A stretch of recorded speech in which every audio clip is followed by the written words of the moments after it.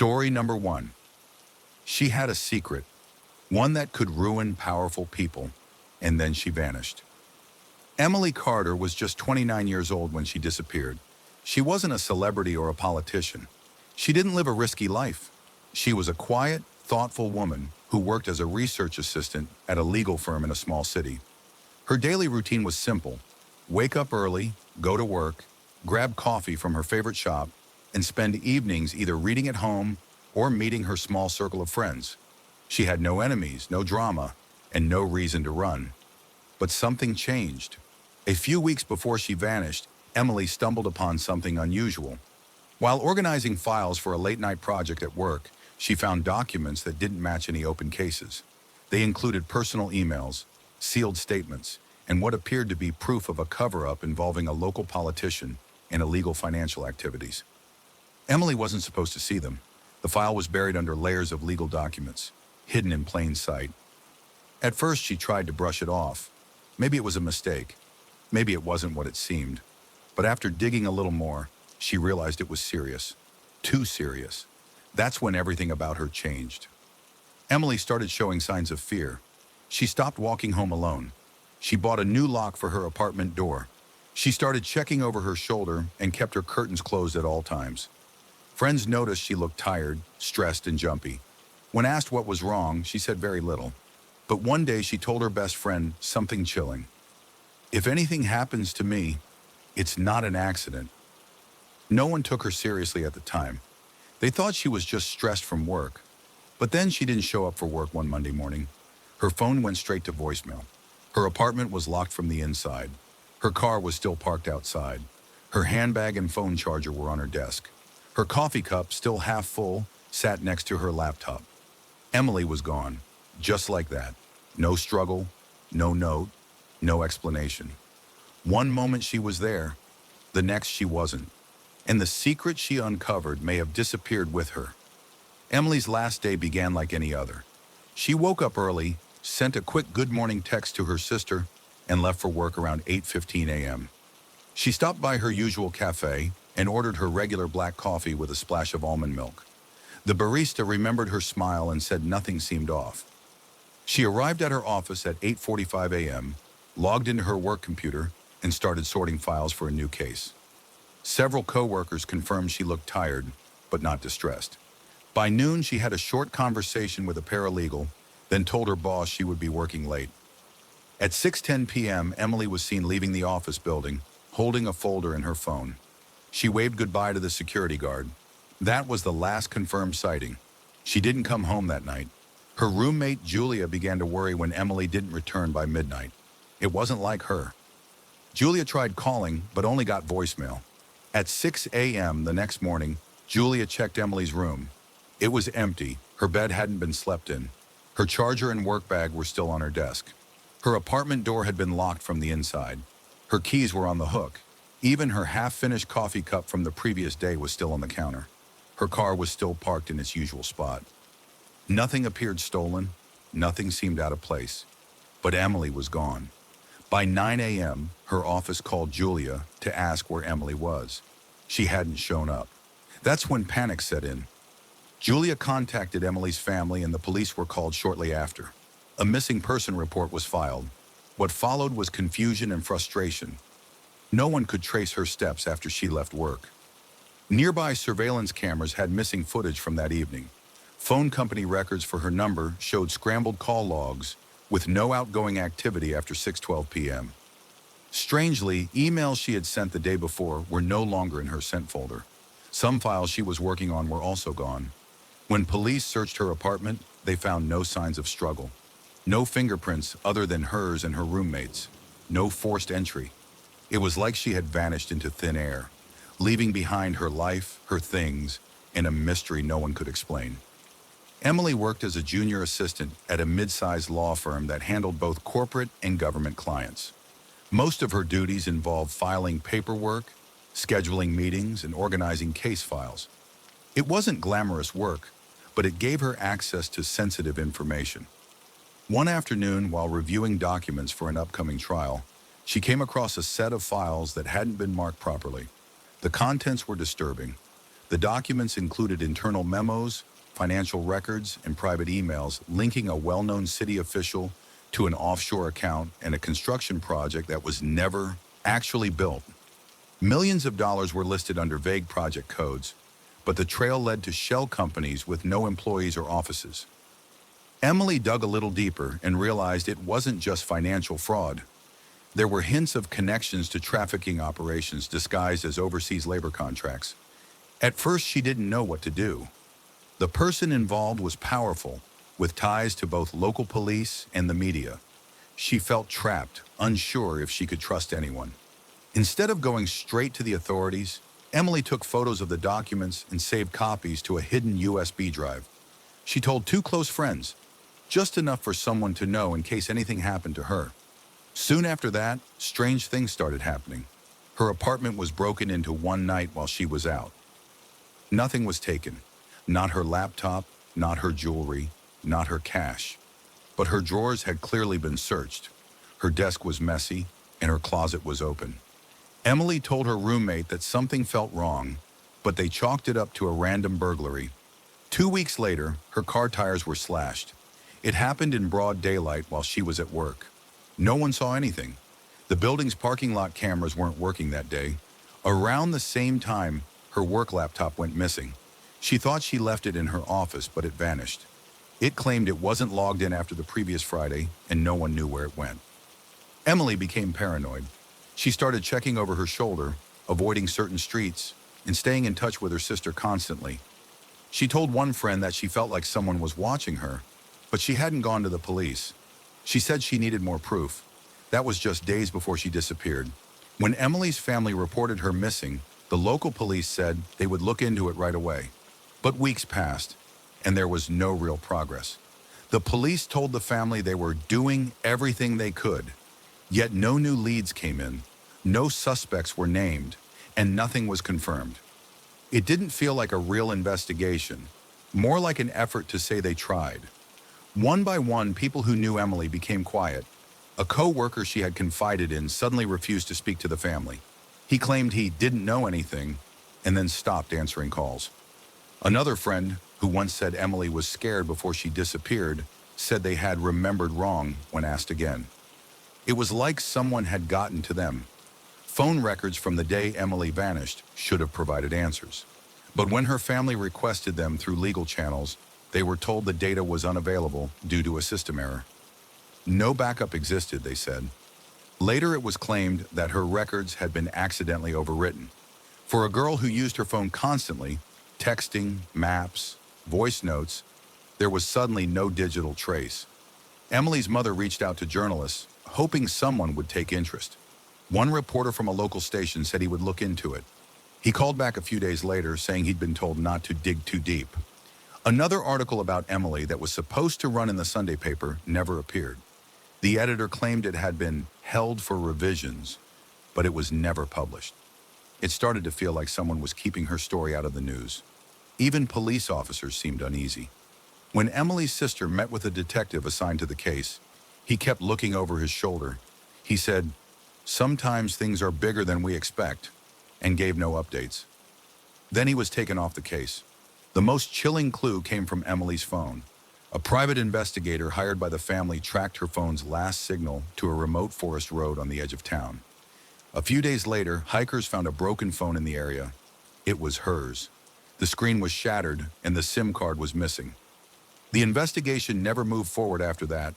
It quietly faded from public attention, leaving her family alone with questions and fear. After Emily disappeared, her story quietly spread across online forums and discussion boards. People who had never met her began sharing their own theories and trying to piece together the puzzle. What made her vanish so suddenly? Was it something she discovered? Something she wasn't supposed to know? Many believe Emily uncovered secrets tied to a larger organization, the kind that watches closely and never forgives. According to one rumor, she had recently made contact with a known whistleblower group. Some think she planned to meet with one of their members the night she went missing, but never arrived. No record of the meeting exists, and no one from the group ever came forward. There's also talk of a hidden journal. Emily had always kept notes, handwritten ones, even in the digital age. She believed paper couldn't be hacked. Her roommate once mentioned seeing a thick notebook filled with names, times, and questions Emily was trying to answer. After her disappearance, the journal was never found. Her apartment had been searched by police, but the journal wasn't listed among the collected items. If it existed, someone might have taken it first. Some believe Emily is still alive. They think she staged her own disappearance and now lives under a different name. The idea is that she was warned, that someone told her she was being watched and needed to vanish before it was too late. If that's true, it would mean she knew her life was in danger and had the resources to disappear without a trace. A few supposed sightings have been reported, but none confirmed. Others believe the story ended differently, that she was silenced for what she knew. The theory is that her digging led her into a world that doesn't forgive curiosity. Some believe those responsible for her disappearance had enough power to erase her and make the public forget. No witnesses, no evidence, no press coverage. Just silence. These theories might sound like stories from a movie, but they all come from real questions that remain unanswered. How can someone vanish without any solid clue? Why did people close to her stop talking? And why does it feel like the whole truth is still being kept in the dark? The more people ask, the more it seems like Emily's case wasn't just a simple missing person story. It was something much more disturbing. Years have passed since Emily vanished, and still, there are no clear answers. Her case remains open, but it's as if the world has quietly moved on. No one has come forward, no evidence has been found, no closure for her family, just a silence that grows heavier with time. But Emily's story hasn't disappeared. It lives on, shared in quiet conversations, anonymous online posts, and whispered theories passed from person to person. Strangers who never met her are still asking questions, still wondering how someone so smart, careful, and full of life could simply vanish without a trace. Her family has never stopped hoping. Her mother still sets a place for her at the table during holidays. Her sister lights a candle every year on the day Emily went missing. They say it brings her closer, a way to feel like she's still here, still remembered. For them, Emily isn't just a missing person. She's a daughter, a sister, a friend. And for them, this isn't a mystery. It's a wound that hasn't healed. Emily left behind more than memories. She left behind a trail of questions, a growing community of people who believe her story matters, who believe she knew something, something that cost her everything. And if that's true, then someone out there knows what happened. Someone out there still holds the missing piece. What if she's still out there too, waiting, watching, living under a new name, hiding in plain sight until it's safe to return? It's a thought that keeps some people going. The idea that Emily's silence is not the end, but the beginning of something much bigger. Maybe her story can still make a difference. Maybe by telling it, by keeping it alive, someone who knows the truth will finally speak up. Or someone who saw something will remember just enough to help. What do you think happened to Emily? If you believe stories like hers deserve to be heard, not forgotten, share this video. Talk about her. Keep asking questions, because silence protects the guilty. And stories like Emily's deserve to echo louder than fear. Let her voice be heard, even in silence. Story number 2. It was just another rainy night, until silence turned into sirens. The street was calm, the kind where neighbors know each other and children play outside after school. This town wasn't used to bad news. It was small, quiet, and safe. The kind of place where people left their doors unlocked and waved at strangers. Nothing ever happened here. Nothing bad, at least. In the middle of the neighborhood stood a white 2-story house. Simple design, a well-kept lawn, a small garden by the porch. It looked just like any other home on the block. People walked past it every day without thinking twice. There was never any drama, never any trouble. A family lived there, kind, respectful, private. Everyone said they were good people. But that night, something felt different. The sky was dark with heavy clouds, and the rain didn't stop. It poured steadily, tapping on windows and soaking the empty streets. Most of the town was already inside, watching TV or getting ready for bed. But one neighbor across the street noticed something strange. The lights in the White House never came on. Usually by that time, there would be light in the kitchen or the living room. Someone would be doing homework, or the TV would flicker through the curtains. But not tonight. Not a single light. The car in the driveway hadn't moved since morning. The garbage bins were still out, even though pickup had happened hours ago. No one had been seen coming in or out. The neighbor tried to shake off the feeling, blaming the rain in her own imagination. Still, the silence was too much. By 10:30 p.m., the neighbor couldn't ignore the worry. She picked up the phone and called the local police.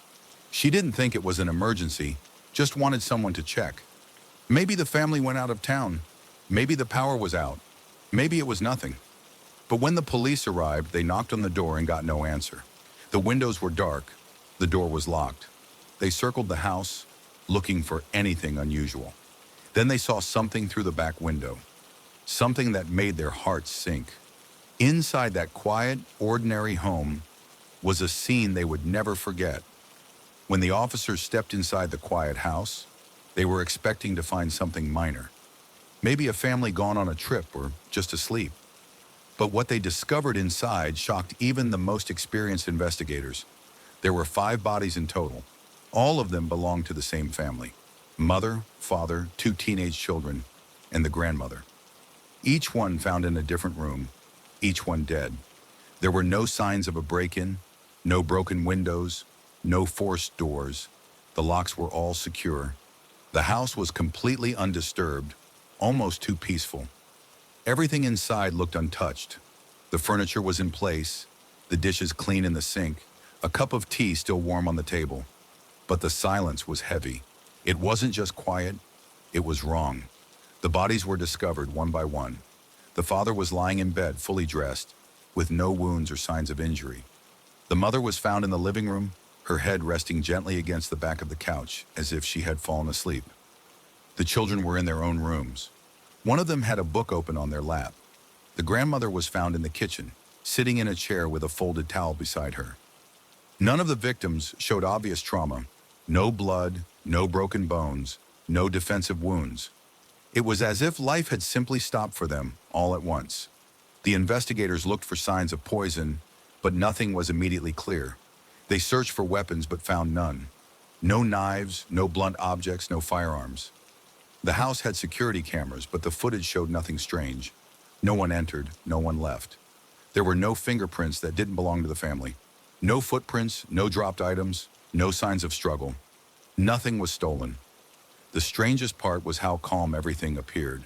No signs of panic, no overturned furniture, no messages. The pets were untouched, and the lights were still off. Even the neighbors didn't hear anything unusual. Not a scream, not a loud sound. It was like the house just swallowed the family whole and left no trace of who or what had done it. The officers stood in silence, trying to piece it together, but nothing made sense. The deaths were clearly not natural, but there was no explanation. Just 5 lives, gone, quietly, completely, and without a single clue. The family living in the quiet house on Elmwood Street seemed to have everything going right in their lives. They were known in the neighborhood as kind, peaceful people who stayed out of trouble and kept to themselves, yet always offered a smile or a helping hand when needed. The father, Daniel Reed, was 45 years old. He worked as a history teacher at the local high school and had taught there for over a decade. Students remembered him as the type of teacher who made class feel interesting. He had a calm voice, a good sense of humor, and loved talking about old war stories or historical mysteries. Outside school, he coached the school's debate team and often volunteered at community events. The mother, Lauren Reed, was 43. She worked part-time at a local bakery and was known for baking cookies for school fundraisers or church events. Her friends described her as someone who made people feel comfortable. She had a gentle voice and a big heart. She kept a neat home, always made time for her children, and was the kind of person others trusted without question. Their teenage children, Emily and Jack, were 16 and 14. Emily was a high school junior who loved reading and writing poetry. She was shy in crowds but had a small group of close friends. Jack, on the other hand, was more outgoing. He played soccer and was often seen biking around the neighborhood. He was always polite to neighbors, known for helping carry groceries or offering to shovel snow during the winter. The last member of the household was Evelyn Reed, the 72-year-old grandmother. She had moved in with the family a few years ago after her husband passed away. Evelyn mostly kept to herself, enjoying her gardening and listening to classical music. She sometimes sat on the porch in the evenings, waving at passers-by. People described her as sweet and gentle, a quiet woman who loved her family. Everyone who knew the Reeds agreed on one thing: they were a good family. There were no known enemies, no recent arguments or signs of stress, no legal troubles, no large debts, no strange visitors. Nothing unusual at all. That's what made their sudden and unexplained deaths so deeply disturbing. No one could understand why anyone would hurt them. It just didn't make sense. Detectives began their investigation with urgency, hoping to find even a small clue that could explain what had happened to the Reed family. They went over the house again and again, searching every room, checking every drawer, lifting carpets, and testing for fingerprints or signs of a struggle. But despite their careful efforts, they found nothing useful. No blood stains, no defensive wounds, no broken furniture. Everything was strangely untouched. It looked as if the family had simply gone to bed and never woken up. Police checked the security cameras on the street, expecting to see someone enter the house or drive by suspiciously on the night of the incident. But the footage showed nothing. No unknown visitors, no strange vehicles, not even a delivery person. The only people seen were the Reeds themselves, arriving home in the early evening. After that, the camera recorded only silence and the occasional passing car. There were no signs of forced entry. The front and back doors were locked. All the windows were sealed from the inside. Nothing in the house was stolen. Valuable items like cash, jewelry, and electronics were still in their usual places. The crime didn't seem to be a robbery. It also wasn't about revenge or money, because the family had no financial problems. Bank accounts were normal, and there were no large transactions before the deaths. What made things more confusing was that all the digital devices in the house had been wiped clean. Phones, tablets, computers, everything was reset to factory settings. Photos, texts, call logs, browser history, and even Wi-Fi records were gone. Investigators were stunned. It was clear that someone had done this on purpose. But how? And when? There were no recent messages, no calls, no threats. Family and friends said there had been no arguments, no unusual behavior, no signs of fear. Police reached out to cyber experts, hoping to recover data, but even they couldn't retrieve anything. The devices had been professionally erased. When the news broke, the media called it the house with no answers. Rumors began to spread quickly. People said the house was cursed. Others believed it was a planned killing by someone the family trusted.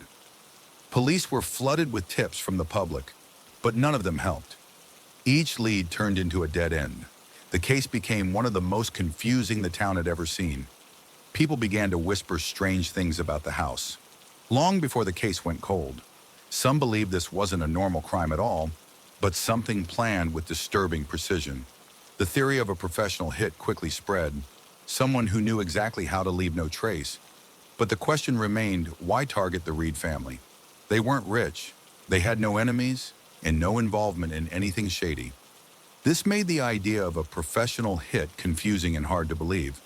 But some insisted it was the only explanation for how clean and quiet the whole scene had been. Others took the mystery to a darker place. Stories of supernatural forces started to gain attention. People claimed that the house had a strange energy.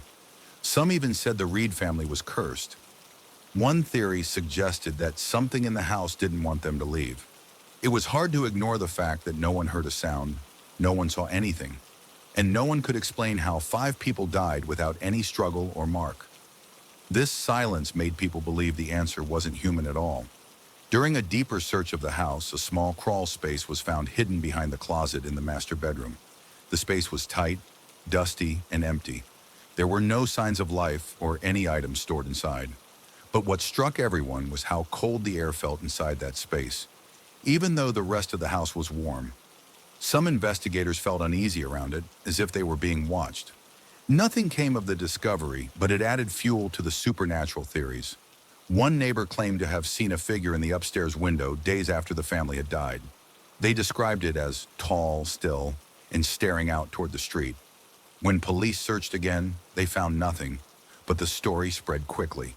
People began to avoid the house, calling it haunted. Even more disturbing, strange symbols were found scratched under one of the children's beds.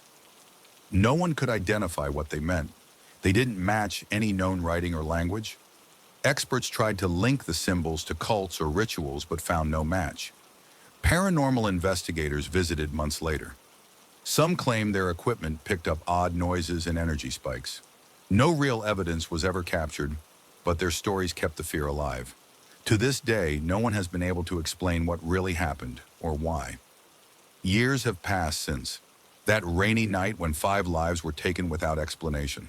The house remains exactly as it was, silent, sealed, and untouched.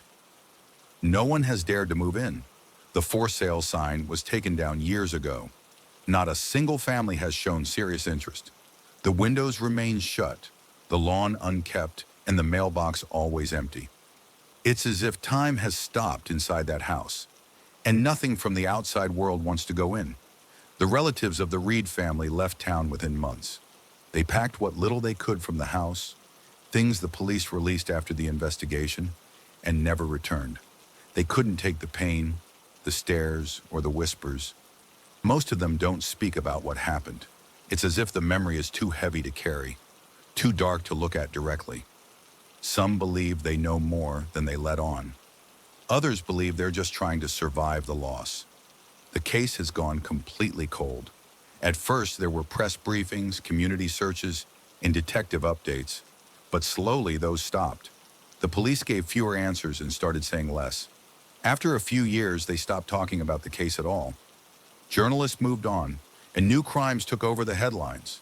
But for those who remember, the silence is louder than ever. People say someone out there knows what really happened. Maybe it was a stranger who passed through town. Maybe it was someone close, someone no one suspected. But if that person is still out there, they've never come forward, not once.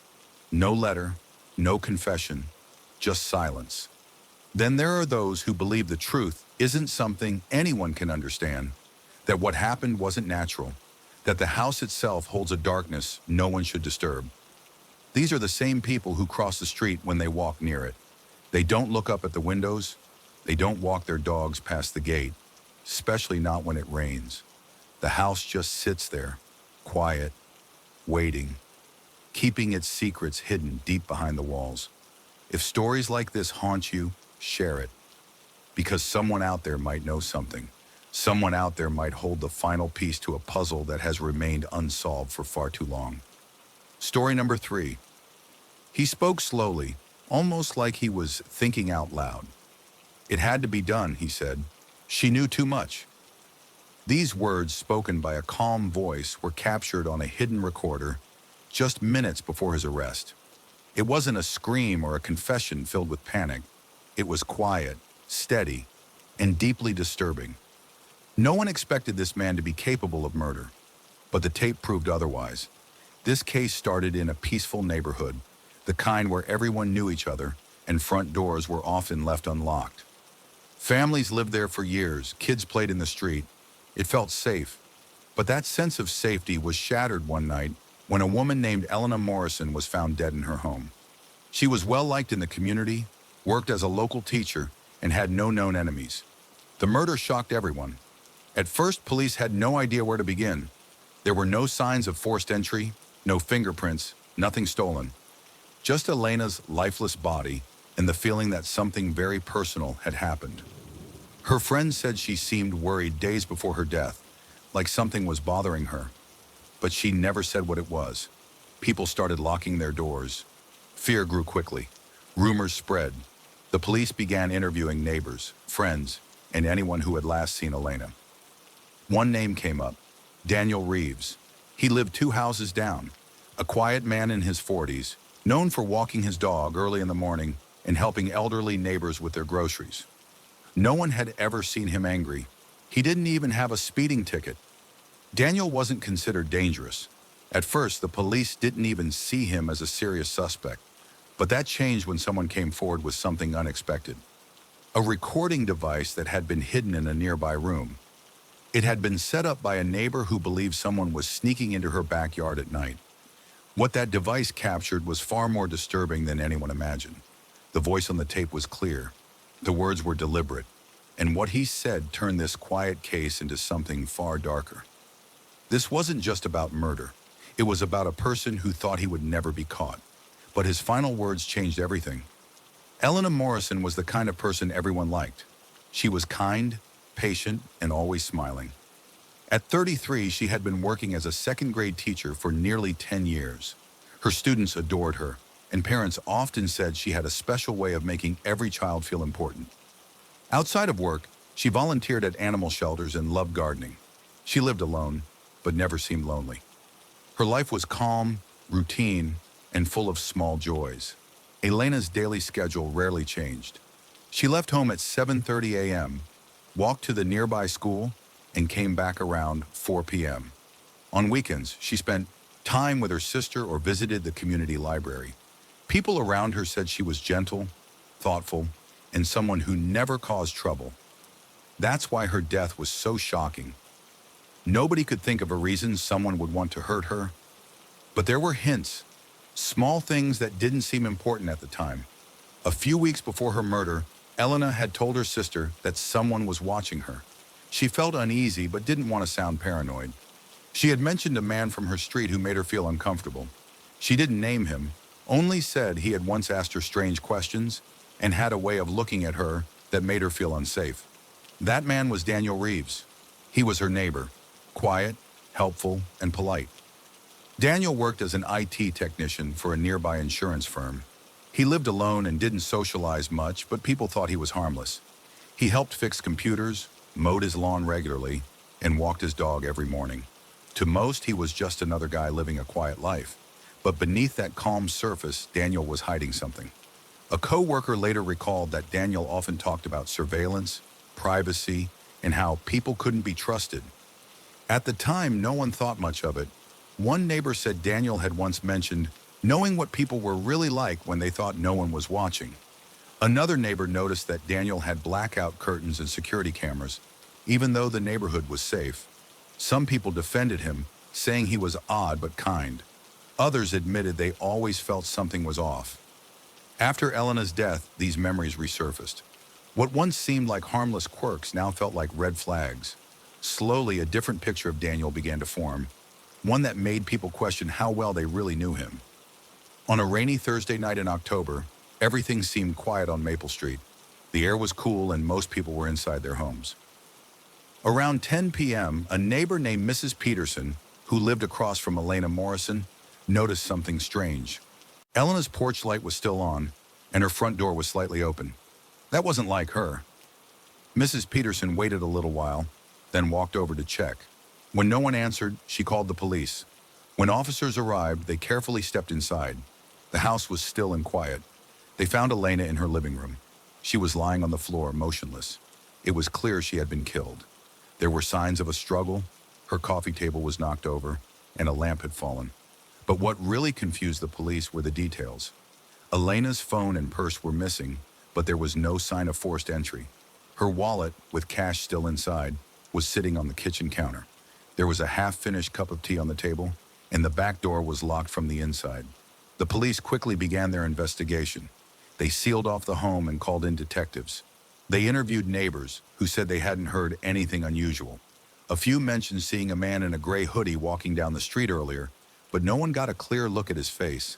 Officers also checked security cameras on nearby houses, but only a few homes had working systems. The footage they did collect showed Elena arriving home that evening, around 5:15 p.m. But nothing after that. They searched the house for clues. There were no fingerprints other than Elena's and a few smudges that couldn't be matched. They found a strange set of muddy footprints near the front hallway, but the prints didn't lead anywhere. It looked like someone had come in, but then vanished. There was also a missing knife from her kitchen set. That missing piece stood out. As the days passed, the pressure on the police grew. The community wanted answers. The local news ran daily updates, but mistakes were already happening. The first officers on the scene had not taken full photos before moving items. A potential witness was not interviewed until days later, and the man in the hoodie, he was never identified. The case was starting to go cold, even as the mystery grew deeper. The investigation had hit a wall. No physical evidence, no solid leads, and no witnesses had come forward. Frustration was growing, especially for a close friend of the victim named Rachel. She had always believed someone in Elena's circle knew more than they were saying. One person stood out to her, an ex-boyfriend named Mark. Their relationship had ended months before, but there were rumors it hadn't ended well. Mark had denied having any contact with Elena for weeks, but something about his attitude didn't sit right with Rachel. Rachel remembered that during their relationship, Mark often recorded voice memos to himself. He would talk through his problems, vent, and even plan things out loud. It gave her an idea. She reached out to the police and shared this habit. Inspired by her tip, the detectives decided to apply for a warrant to check Mark's phone and devices. To their surprise, one small smart device had been synced with his old cloud account. It hadn't been used in months, but it had uploaded something shocking, a voice recording dated the night of Elena's death. The moment the detectives played it, silence fell over the room. Mark's voice was clear, almost calm, but tense. The recording began with him whispering to himself, going over a plan. He mentioned Elena by name and said, "She knows. I can't let her talk." His tone was flat, emotionless. As the recording continued, his words became darker. He talked about her being home alone, how the porch light was still on, and how he would make it quick. But it was the final part of the recording that made everyone stop cold. After a long pause, Mark said, "If this is my last message, just know I had no choice. She left me no choice."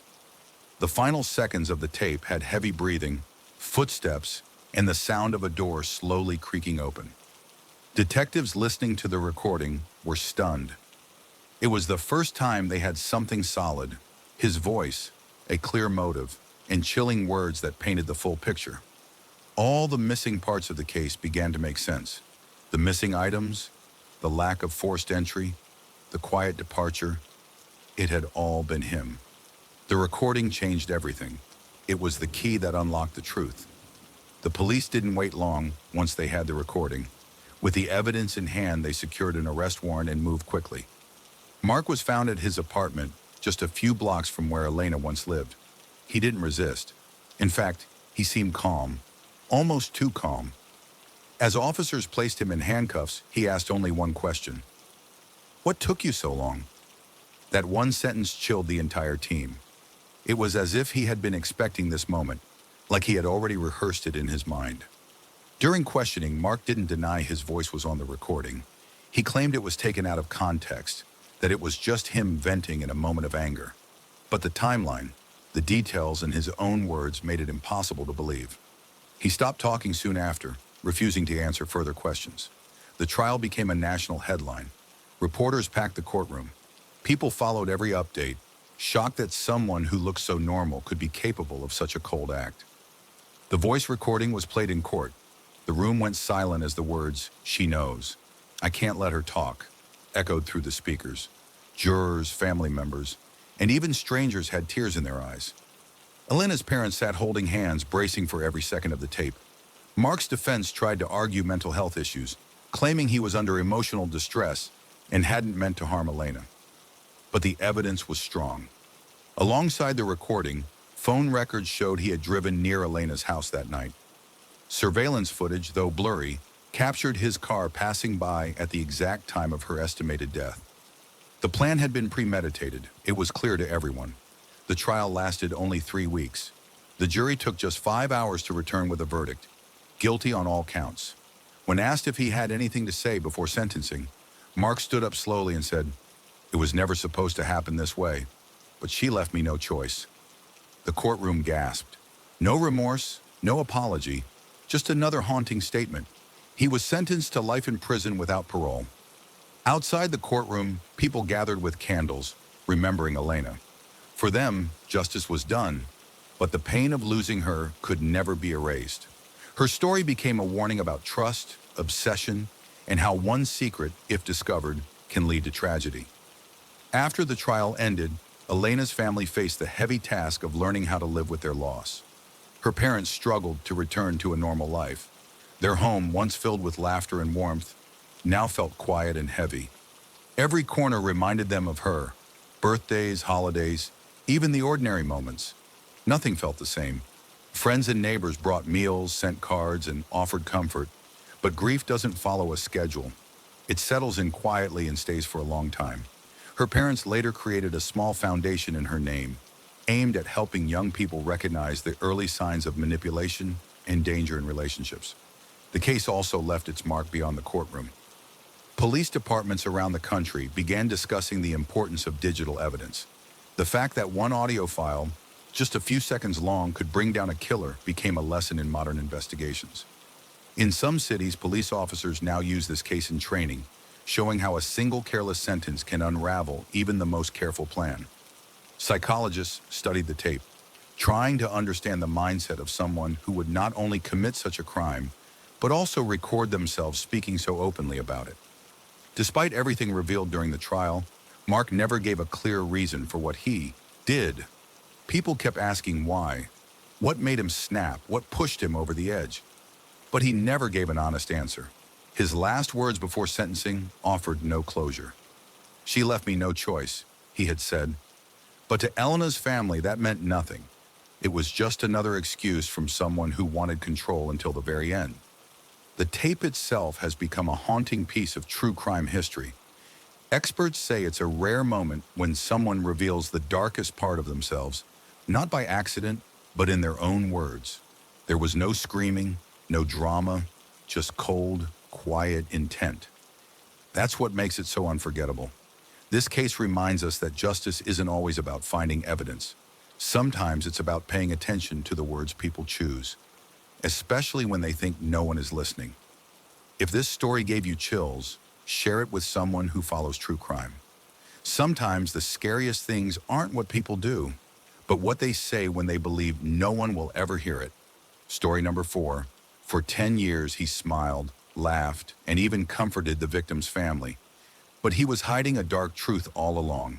The town of Brookridge was the kind of place where everyone knew everyone. Life moved slowly, neighbors greeted each other with warm smiles, and crime was almost unheard of. Most people left their doors unlocked, confident in the safety of their close-knit community. But everything changed one quiet spring morning when a jogger stumbled upon something no one expected, something that would haunt the town for years. It was the body of 22-year-old Emily Carter, a young woman known for her kindness and gentle spirit. She had recently graduated from the local university and was working as a volunteer at the town's animal shelter. Emily dreamed of becoming a veterinarian and had a deep love for animals. Her sudden death didn't just break her family, it shattered the entire town. People lit candles, left flowers near the spot she was found, and held vigils for days.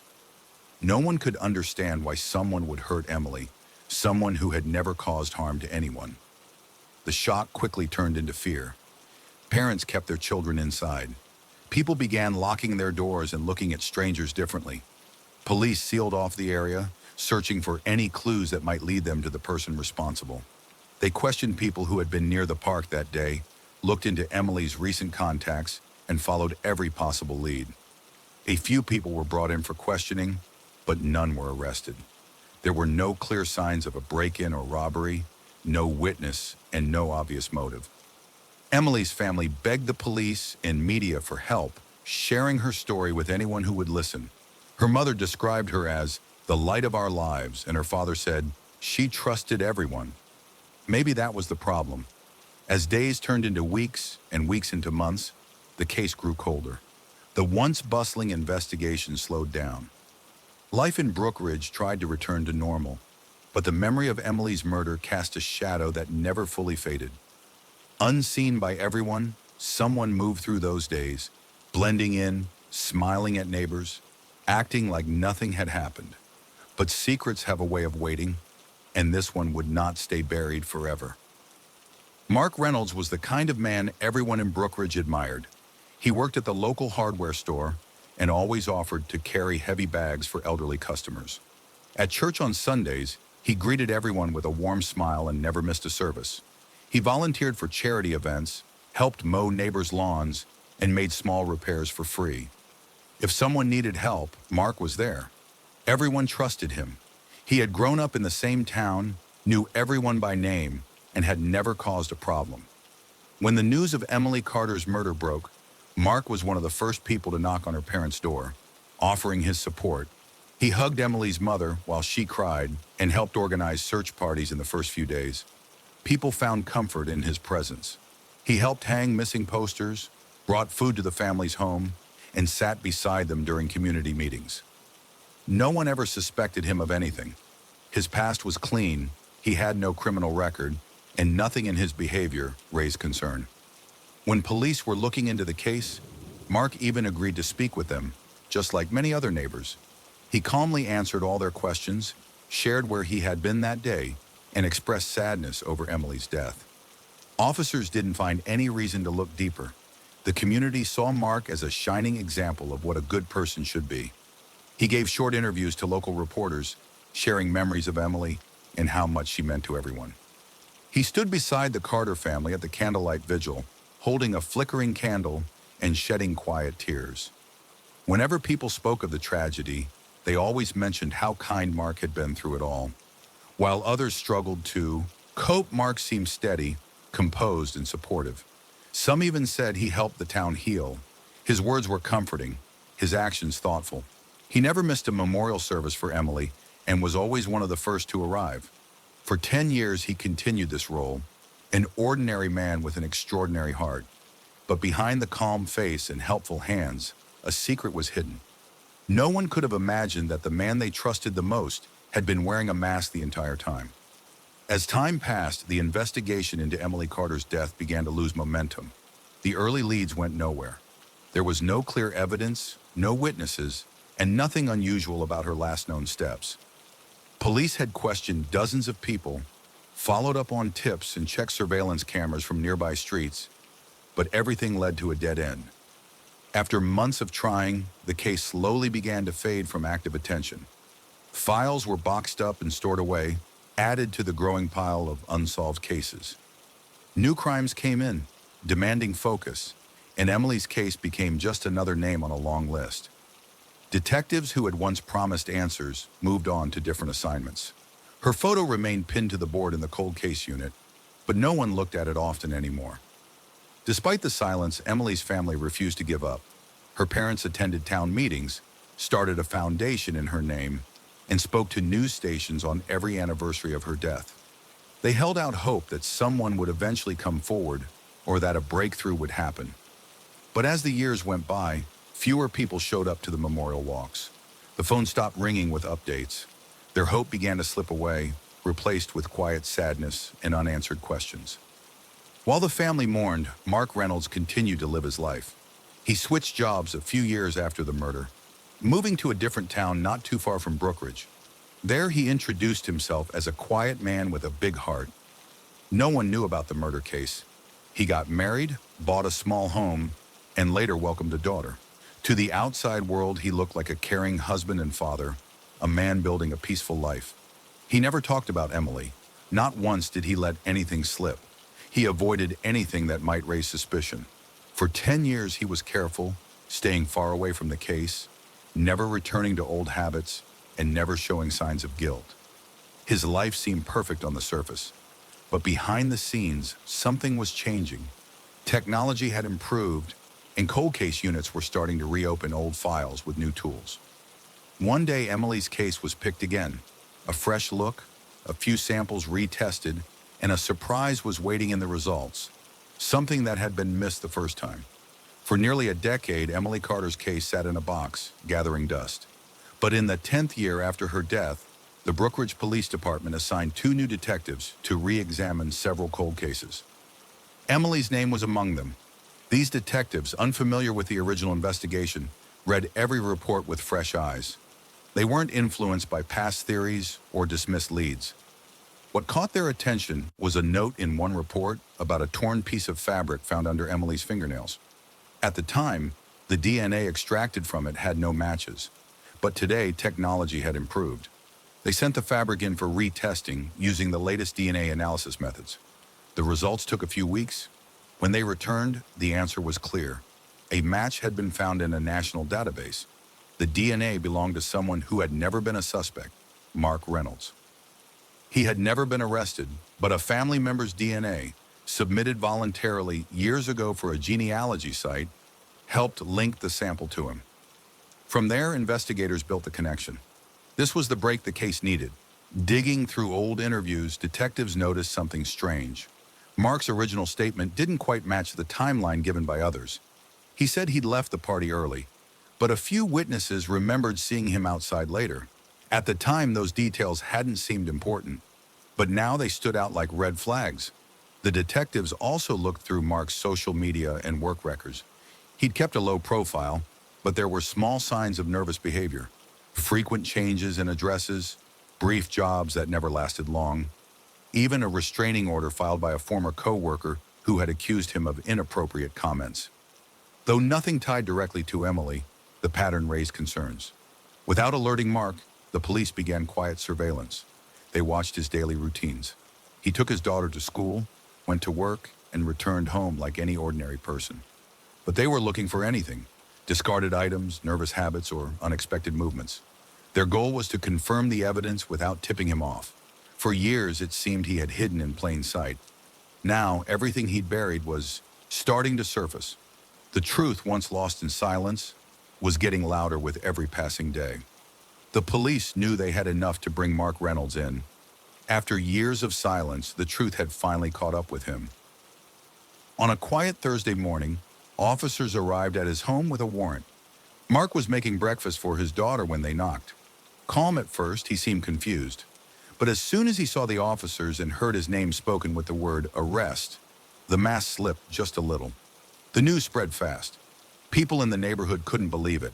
Mark had lived among them for years, attending barbecues, helping neighbors fix their fences, and volunteering at community events. He had always been polite, quiet, and friendly. No one suspected that behind that calm smile was a man hiding a dark past. The shock ran deep. This wasn't just about a crime. It was about betrayal from someone they had trusted. At the station, Mark continued to play innocent. He asked why he was being arrested, said he had nothing to do with Emily Carter's death, and that there must be some mistake. But detectives had prepared for this. They laid out photos, evidence reports, and the DNA results. They pointed out inconsistencies in his old statement and mentioned the witnesses who had placed him near Emily the night she vanished. At first, Mark stayed silent. Then he tried to deflect. But under pressure, the cracks started to show. His hands shook, and his answers became short and vague. When asked why he left the party late but never mentioned it, he paused for a long time. The silence in the room grew heavier. And then, after nearly an hour, he spoke. Mark confessed. He said it was an accident, that he didn't mean to hurt her. He claimed they argued, that she threatened to tell someone something about him. His anger got the better of him. He grabbed her, tried to stop her from yelling, and in the struggle, things went too far.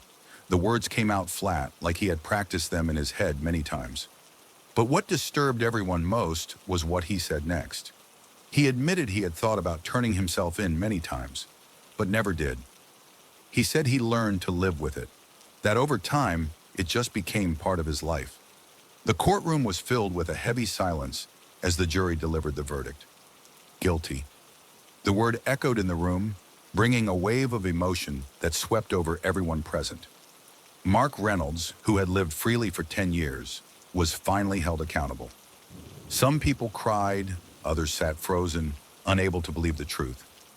The victim's family clung to each other, overwhelmed by a mix of relief, pain, and anger. When the judge announced the sentence, life in prison with no chance of parole, the room seemed to breathe again. Justice had finally arrived, but it came with deep scars that would never fully heal. The victim's mother stood up to speak. Her voice trembled as she shared how Mark had once comforted her, even hugged her at the memorial service. She said she often wondered how someone could stand so close and still lie so deeply. She looked at him and asked one simple question: "How could you?" There was no answer from Mark. He kept his eyes on the floor, no longer pretending, no longer hiding behind his soft-spoken words or polite smile. The town struggled to process it all. For 10 years, Mark had walked among them. He had eaten at their tables, cheered at school games, and helped their kids cross the street. He wasn't a stranger from some far-off place. He was their neighbor, and that made the truth even harder to accept. People questioned their own judgment, wondering how they could have missed the signs. In the days that followed, conversations in coffee shops and grocery stores circled around the same idea. How well do we really know anyone? Mark's case became more than just a crime story. It became a reminder. Evil doesn't always wear a scary face. Sometimes it looks like the quiet man next door who always waves good morning. Sometimes it smiles. The victim's father later said that while justice gave them some peace, it couldn't bring back what was lost. He hoped people would learn from their pain. He warned others to trust their instincts, even when it's uncomfortable, even when the truth is hard to see. Because sometimes the scariest monsters are the ones who smile the most. Story number 5. In the summer of 1998, a quiet town in the heart of the Midwest was shaken by the sudden disappearance of a young woman named Lisa Monroe. Lisa was 24 years old, known for her warm smile and peaceful nature.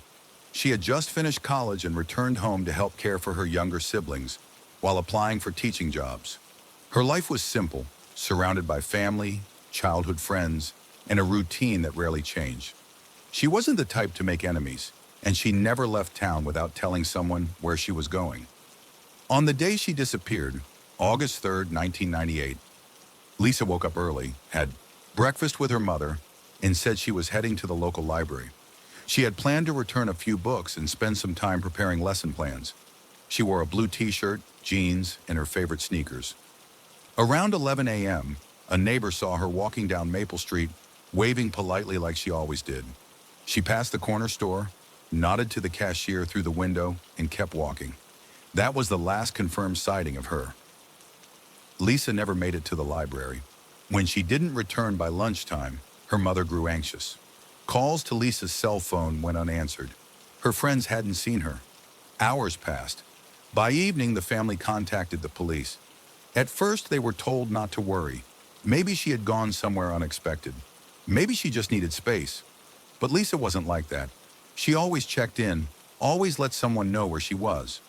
Within 48 hours, missing posters with Lisa's face were taped to storefronts, car windows, and telephone poles.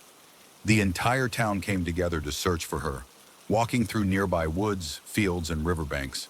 But there was no trace, no signs of a struggle, no witnesses. Her phone, wallet, and personal belongings were never found. It was as if Lisa had simply vanished into thin air. The town was never the same. Her disappearance haunted everyone.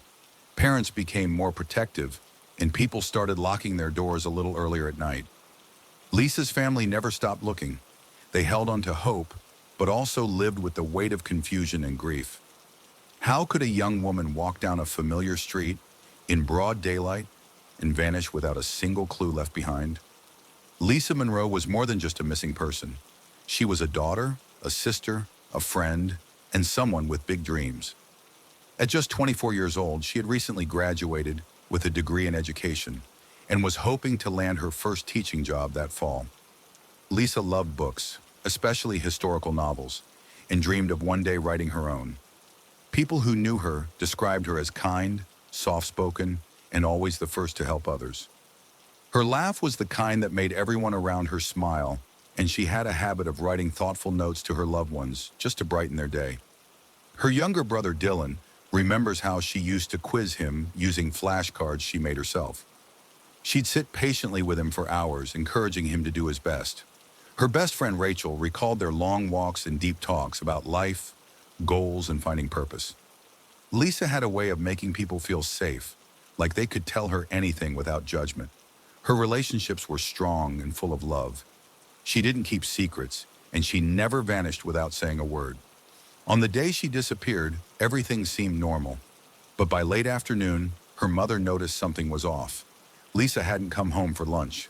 Her favorite sandwich, egg salad on wheat, sat untouched in the fridge. Calls to her cell phone rang and then went to voicemail. At first, the family thought maybe her phone had died or she'd lost track of time at the library. But when she didn't return by evening, panic began to set in. Lisa was never careless with communication. She had plans with her friend that evening, and she never missed appointments. Her car was still at home. Her purse, usually with her at all times, was found on her desk. No one at the library had seen her that day. It didn't make sense. It was like she left for a quick errand and never made it there. Those first few hours were filled with anxiety and confusion. The family drove through nearby neighborhoods, called friends, and even checked local hospitals. As the sun set, their worry deepened. The fear that something terrible had happened began to grow. Every minute felt heavier than the last, and still, there was no sign of Lisa. The moment Lisa Monroe was officially reported missing, the local police launched a full investigation. Flyers with her photo were printed and posted all around town, on utility poles, shop windows, and community bulletin boards. Volunteers, friends, and neighbors formed search parties. They combed through parks, wooded areas, alleyways, and even abandoned buildings, hoping to find any clue. Local news stations picked up the story quickly, airing her photo during evening broadcasts and asking anyone with information to come forward. Helicopters were sent out to scan nearby rivers and highways. Bloodhounds were brought in to trace her last known scent, which seemed to fade just blocks away from her home. Her phone records were pulled, and CCTV footage from street corners and local businesses was reviewed frame by frame. But nothing stood out. It was like Lisa had simply disappeared into thin air. As the hours turned into days, theories began to swirl. Some believed she had willingly left town, maybe needing a break from the pressures of post-graduation life. Others feared she may have been kidnapped.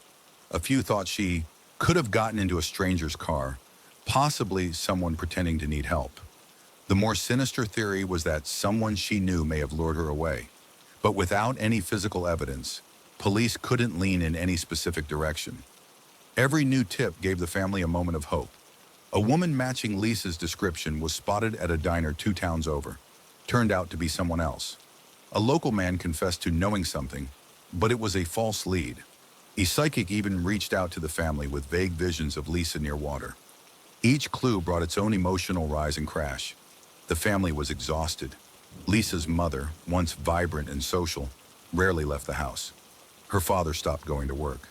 Dylan had trouble focusing in school, constantly distracted by what-ifs and maybes. Weeks passed, then months. Fewer calls came in. The media turned its attention to other stories. The posters started to fade and peel off the walls. Hope turned to heartbreak, and the investigation slowly lost momentum. It wasn't that anyone gave up. It was just that no one knew where else to look. Lisa's family was left waiting in silence, holding on to memories instead of answers. The search that once had energy and urgency had become a quiet, painful stillness. There were many things in Lisa Monroe's case that didn't make sense, and the more investigators dug, the more confusing the situation became. Just 3 days after her disappearance, a local bus driver claimed to have seen someone who looked like Lisa at a stop near the outskirts of town. The girl was sitting alone, wearing a dark hoodie and jeans, staring blankly ahead. But the footage from nearby security cameras didn't confirm it. Either the girl wasn't Lisa, or she managed to avoid every camera in the area. Another strange detail came from a neighbor who lived down the street. He remembered hearing a loud car engine around the same time Lisa would have left home. He said it sounded like the vehicle stopped for a few seconds and then sped off.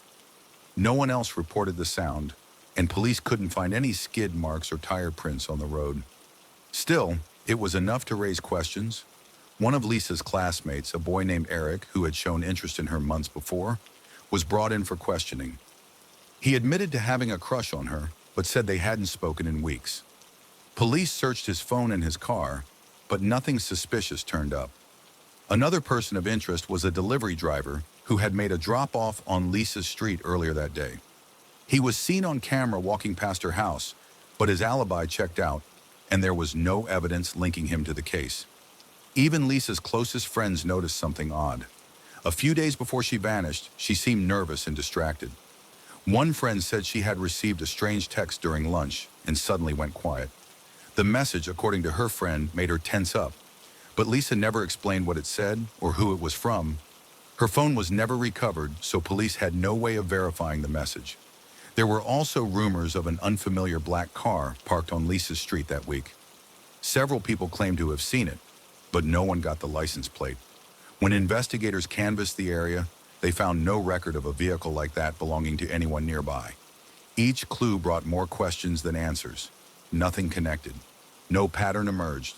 And every strange detail, each sighting, every odd behavior, and unexplained moment, only made the mystery feel deeper and more unsettling. More than 2 decades have passed, but the disappearance of Lisa Monroe remains unsolved. The case has never been officially closed. Every few years, a new team of cold case detectives picks it up, hoping that advances in forensic science might reveal something the original investigators missed. But each time, the file returns to the shelf, thicker than before, but still without answers. In 2009, there was a small spark of hope. A new DNA testing method was used on an old piece of clothing found near the area where Lisa was last seen. Investigators believed it might have belonged to her, but the results were inconclusive. The DNA found didn't match anyone in the national database. It was another dead end, and once again, Lisa's family was left with nothing but questions. Her parents, now in their late 60s, never gave up.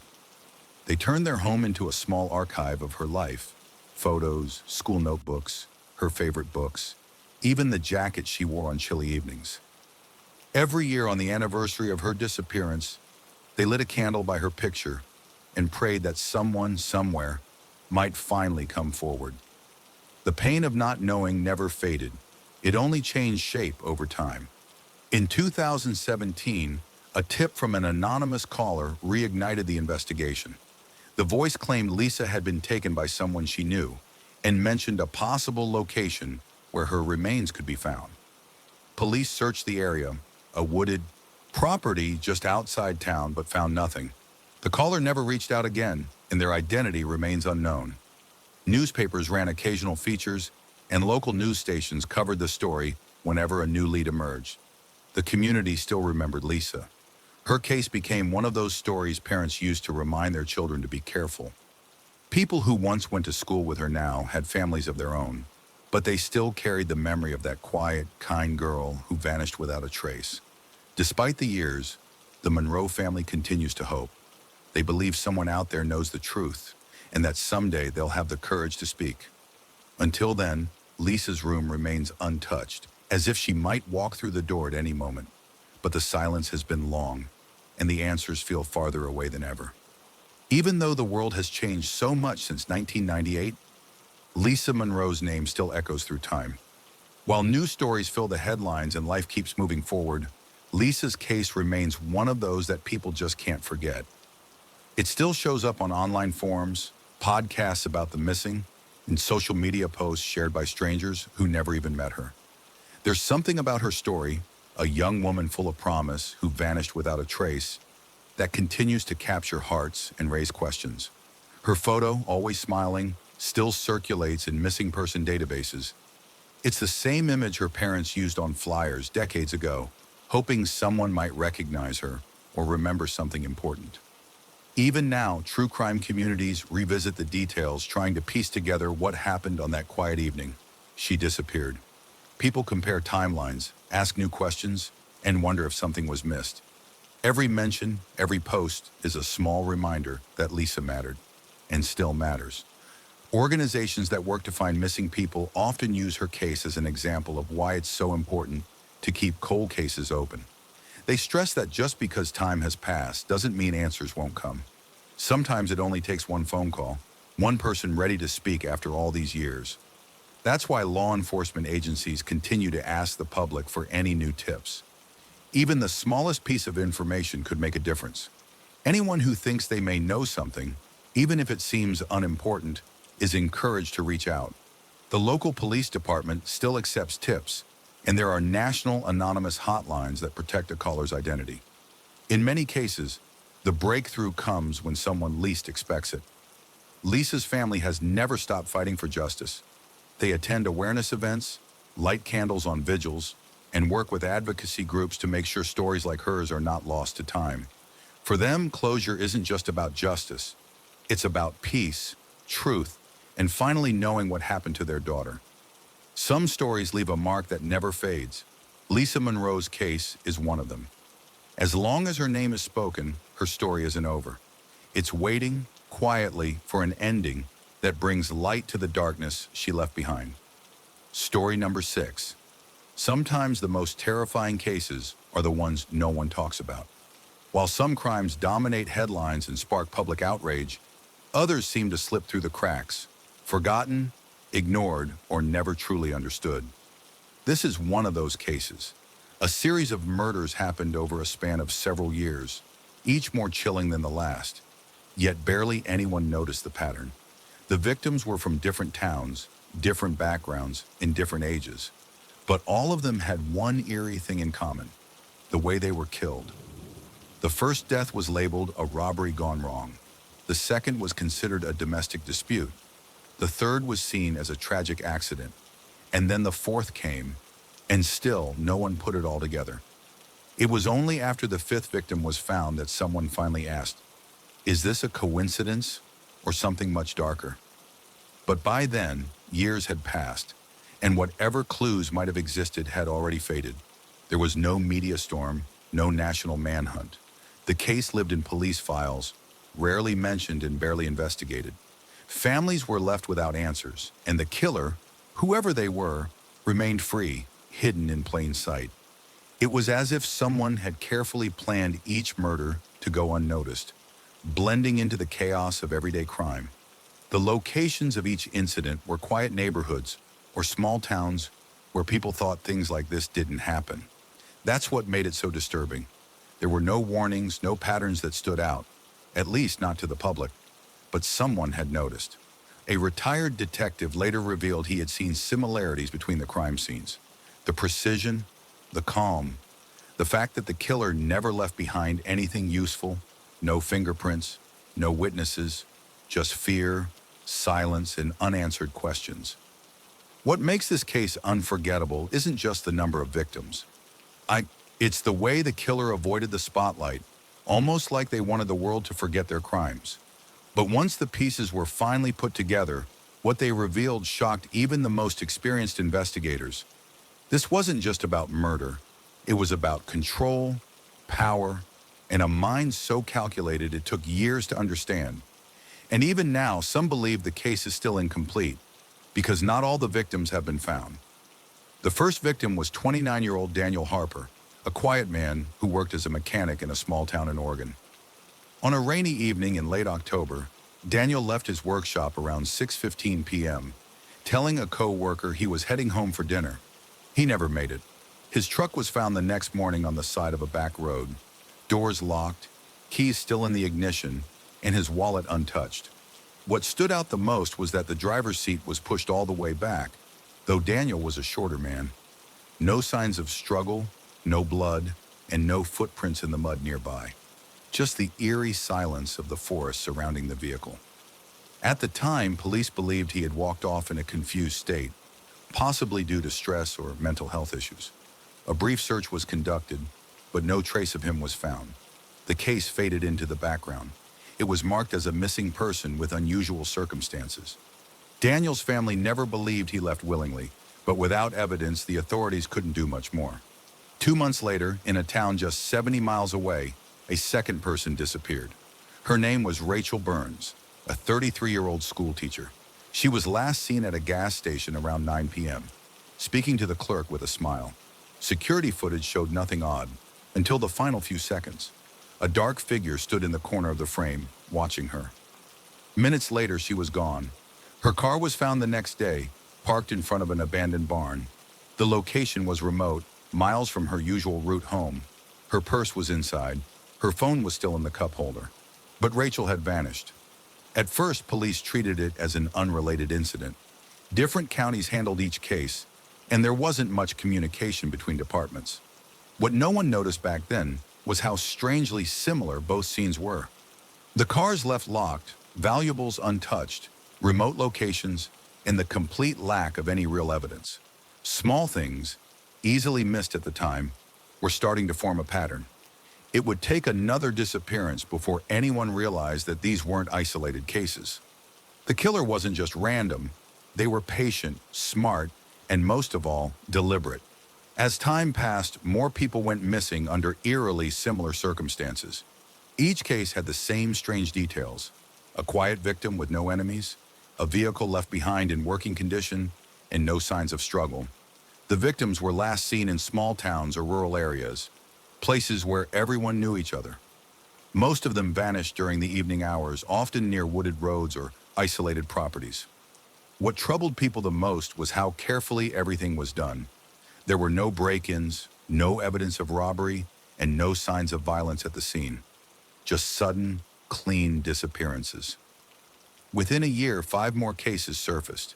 A young nurse who had just finished a night shift, a college student driving home from a holiday visit, a middle-aged farmer on his way to a neighbor's house, all gone.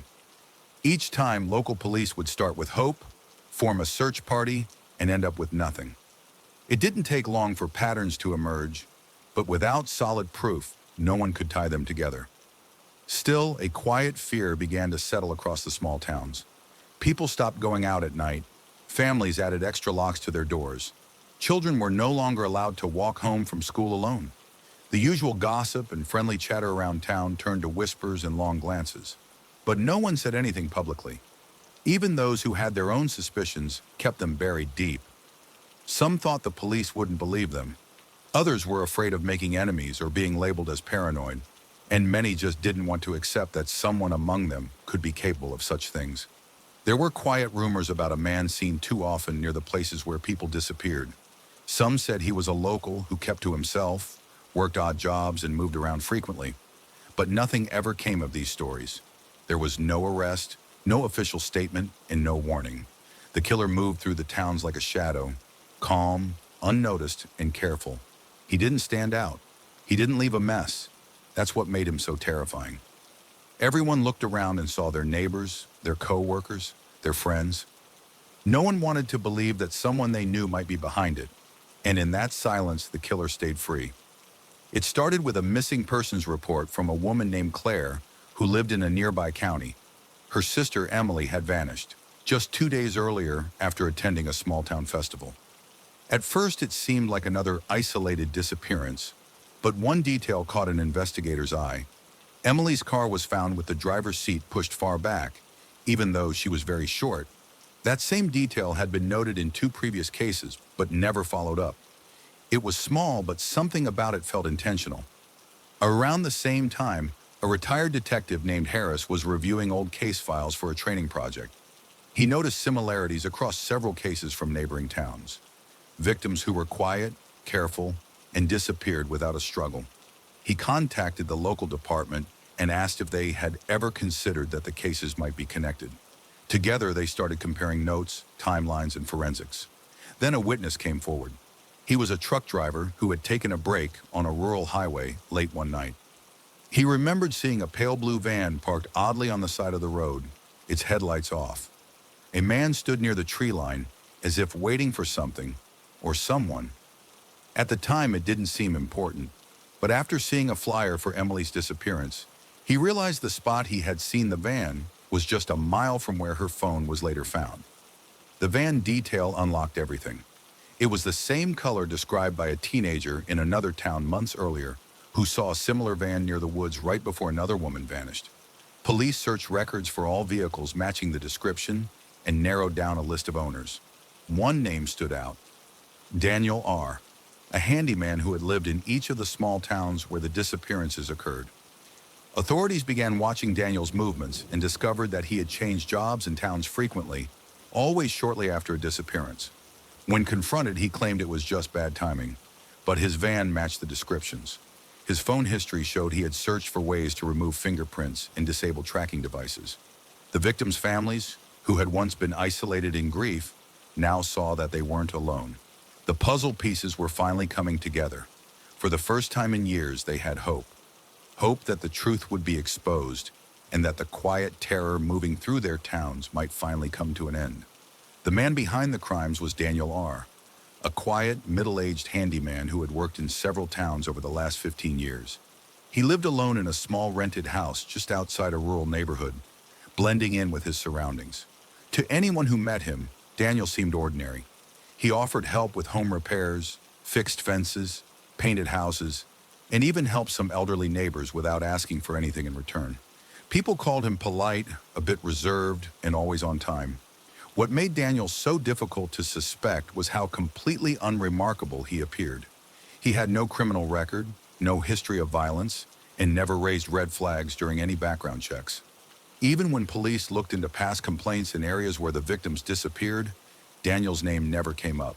He never formed close friendships or dated anyone. But in a small town where many kept to themselves, that didn't seem strange. When investigators searched Daniel's house after identifying his van as a key piece of evidence, they were shocked. Hidden in a locked cabinet inside his basement were dozens of personal items. Earrings, scarves, and pieces of clothing, all carefully stored in plastic bags. Each item was labeled with a date and a location. Investigators realized these were trophies from his victims. It became clear that Daniel had been doing this for a long time, carefully planning and keeping records of his actions. They also found a collection of journals. In them, Daniel described feelings of control, power, and detachment. He wrote about how watching his victims disappear from the world made him feel noticed in a way he never had before. He believed no one would ever suspect him because he was invisible in society, a man with no strong ties, no family, and no voice. These journals gave a chilling glimpse into his mind. He didn't feel guilt or remorse. He wrote as if he was proud of what he had done. Reading through the journals, one of the lead detectives admitted that it made his stomach turn. The detail, the calm tone, the way Daniel justified his actions, it was beyond disturbing. It made them realize how dangerous someone could be, even without a known past or a violent outburst. They had always imagined a killer would seem different, but Daniel looked like someone you'd walk past every day and never think twice. That was what made him so terrifying. The quiet town where everything happened never fully recovered. Life went on. Stores opened each morning, children went back to school, and people returned to their routines. But underneath the surface, something had changed forever. Families who had once lived without fear began locking their doors early, watching strangers more closely and avoiding walking alone. For those who had lost someone, the pain never truly faded. Every birthday missed, every empty chair at the dinner table, reminded them of what was taken. The families of the known victims struggled with grief and confusion. Some held on to memories, creating photo albums, and keeping their loved ones' rooms just as they left them. Others poured their energy into raising awareness, hoping to stop the same tragedy from happening to others. What hurt the most was the unanswered question, why? Why did someone they had never met decide to end their lives so cruelly? And how had he gone unnoticed for so long? Even police officers who worked the case admitted that it left a mark on them. Some couldn't sleep for weeks. Others said they questioned everything they thought they knew about criminal behavior. The case changed the way missing person investigations were handled in the area. New systems were put in place, more training was provided, and officers learned that evil doesn't always wear a mask. Sometimes it looks like the man next door. Although Daniel was eventually caught, parts of the case were never fully solved. Among the items found in his possession were things that couldn't be linked to any known victim: a child's bracelet, a small diary with no name. Investigators believe there may be more victims, people who were never reported missing or whose remains were never found. This left a deep sense of sadness. It meant that some families might still be waiting, not knowing what happened to their loved ones. The story faded from headlines, but it still echoes in the hearts of those who lived through it. It's a reminder that the darkest stories are often the ones we don't hear about. Not because they're less important, but because they're too painful, too real, or too difficult to solve. In the end, one thing remains clear. Every victim deserves to be remembered. Every case deserves the truth. Story number 7. Sometimes the most terrifying confessions don't happen in court. They're written in private, waiting to be found. That's exactly what happened in one quiet town where everything seemed peaceful until the day a forgotten diary was found. It wasn't just any journal. It held the darkest secrets of a man no one suspected, someone who had walked among them for years, hiding something no one could imagine. This small town had always been calm. The people were close. Neighbors smiled at each other, helped with groceries, shared stories on their porches during rainy evenings. There had never been any major crime, nothing more serious than a stolen bicycle or a missing cat. But under that calm surface, something was waiting, something terrifying. The diary was not meant to be found. It was hidden deep in an old wooden chest, locked and dusty, left behind in a house no longer occupied. A new homeowner found it while cleaning out the attic. At first, they thought it was just someone's private thoughts, maybe from years ago. But as they flipped through the pages, something felt wrong. The handwriting was neat, but the words were chilling. There were names, dates, descriptions of people who had disappeared, feelings of excitement, control, guilt, and then silence. The person who discovered the diary went straight to the police. When investigators read it, they couldn't believe what they were seeing. These weren't made-up stories. The names matched real missing persons cases.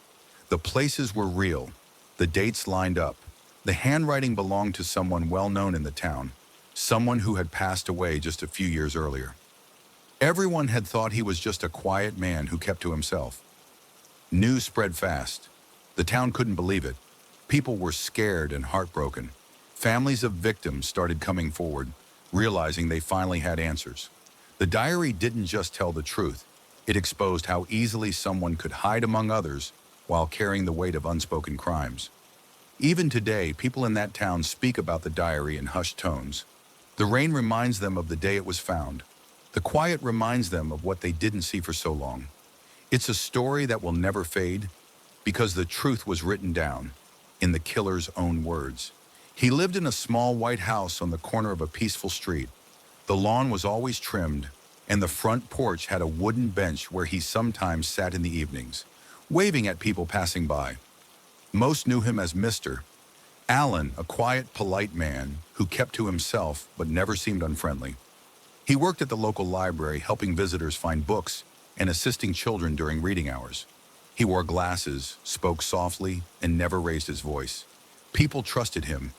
Neighbors often described him as calm and dependable. He'd lived in the town for years, and most families didn't remember a time before he arrived. He wasn't married, had no children, and rarely had visitors, but that didn't seem unusual. Some people are just private, they said. He brought cookies to the community bake sales, donated old books to the school, and always cleared the snow from his sidewalk before anyone else on the block. But there were little things, small details that seemed harmless at the time, but felt strange in hindsight.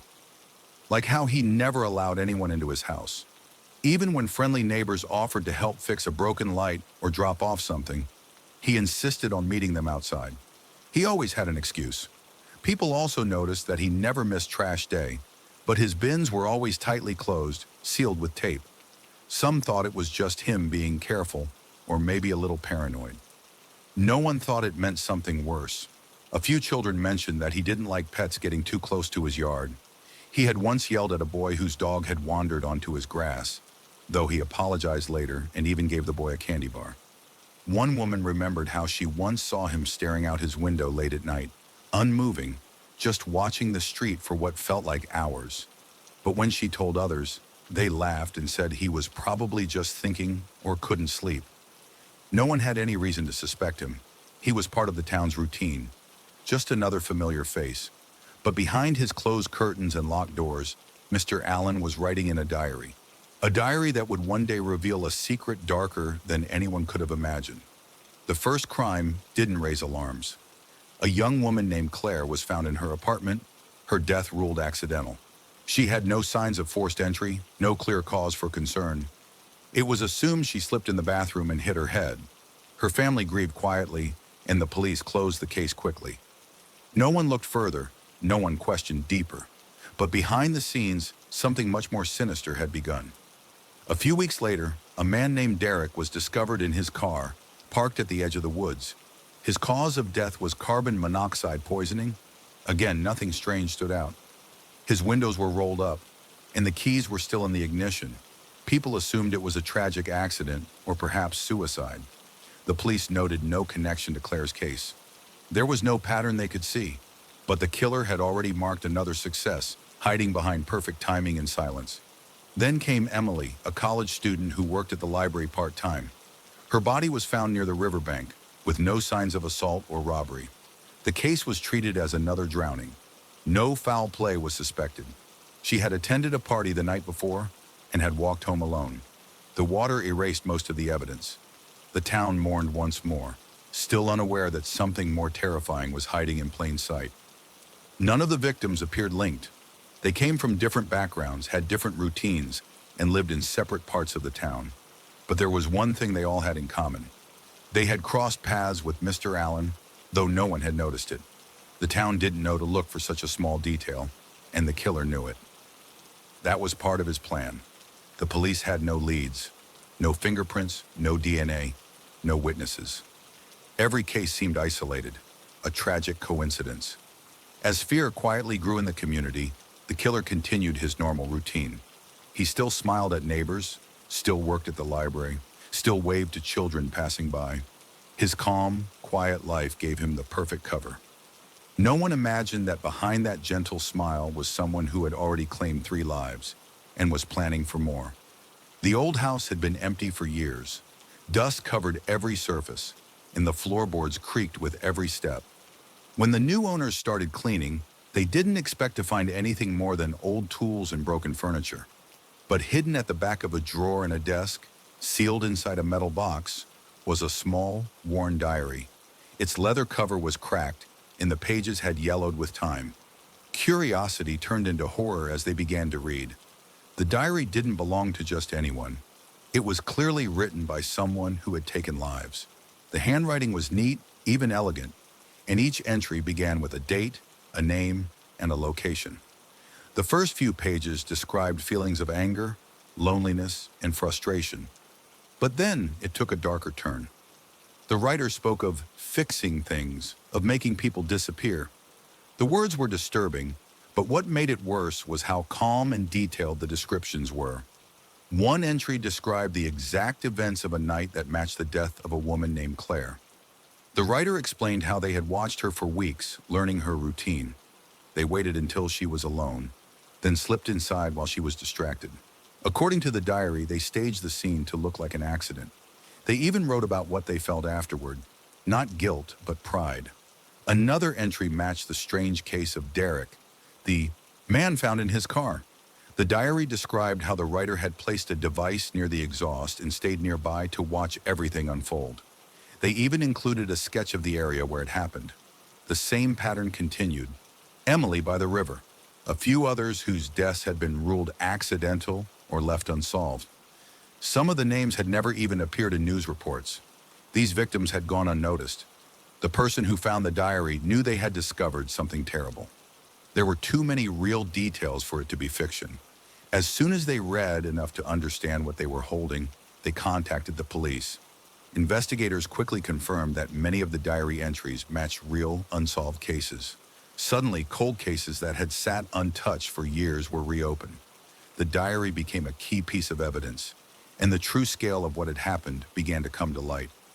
Investigators began comparing the diary entries to records of old unsolved cases. The handwriting might have been neat and calm, but the details were chillingly accurate. Each entry described a name, a method, and even the time of day the incident occurred. At first, police were skeptical, but as they cross-checked the dates and locations, they started to realize the horrifying truth. The events described in the diary were not fiction. They matched real crimes, some that had gone cold for decades. One entry mentioned a young woman found near a lake in 2003. The diary described how she had been approached while walking home from work, how she had struggled, and how the killer had hidden her bag under some rocks to make it look like a robbery. That same detail about the bag had never been made public, yet it was written clearly in the diary. It was proof that the person who wrote it had to be the one responsible. Another entry talked about a man found in a motel room in 1999. At the time, the case had been closed as a suicide, but the diary explained that the scene was staged and included small but key details, like a receipt left on the table and the placement of the window blinds. The police checked, and those exact details were in the original report, but had never been shared with the public. Slowly, the list of matched cases started growing. Families of the victims were contacted. Some had waited for years with no answers. When they heard the news, it was emotional. They had lived with questions for so long, not knowing what really happened to their loved ones. The diary gave them a painful truth, but it also gave them something they had been missing for years: closure. Investigators continued studying the diary, trying to match more names and crimes. The list of victims was longer than anyone had expected. Some entries only gave hints, just a first name or a street name, but even those were enough to reopen forgotten files. The person who wrote the diary had detailed knowledge that only the killer could have known. It was like the pages were filled with confessions hidden in plain sight. For every question the diary answered, it brought up two more. How many others had been missed? Were there more victims still unaccounted for? The investigation was far from over. When the truth finally came out, the town was stunned. People who had once lived side by side with the killer couldn't believe what they were hearing. He had been polite, soft-spoken, and always helpful. He had greeted neighbors, waved at children, and even volunteered at community events. No one had ever suspected that such darkness was hiding behind his smile. Now everything felt different. Streets that once felt safe now felt haunted by the weight of what had been uncovered. The families of the victims struggled to process the news. Some had already spent years in grief, holding on to the hope that one day the case would be solved. Others had tried to move on, forcing themselves to accept that they might never know what happened. The diary ripped those old wounds wide open. Reading the words of the killer, his cold explanations, his lack of remorse, was almost too much to bear. Yet in those same pages they found the answers they had long been denied. It was heartbreaking, but at least they finally knew the truth. The diary was kept by the police as critical evidence, but no one wanted to open it again. Officers who had read it during the investigation described it as one of the most disturbing things they had ever seen. Some pages still had names and details that hadn't been matched to any known crimes. That uncertainty made everything worse. It meant there might still be victims out there, people whose families had never even realized something terrible had happened. The book was full of secrets, and many of them remained unanswered. The entire town learned a painful lesson. Evil doesn't always look like a stranger in the dark. Sometimes it's the person you pass every day, the one who never raises their voice, who smiles and keeps to themselves. That's why it's important to never ignore strange behavior, no matter how small. When someone's actions feel wrong, even if they seem harmless, it's okay to speak up. It might feel uncomfortable, but it could save a life. Now the town moves forward carefully. There are no more smiles for the man they once trusted.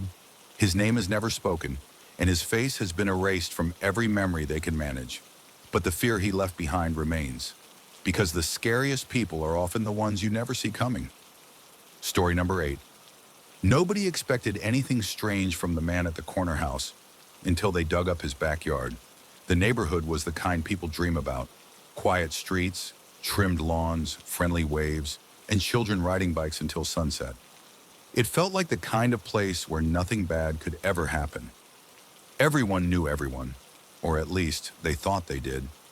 The corner house with the red shutters was home to a man who mostly kept to himself.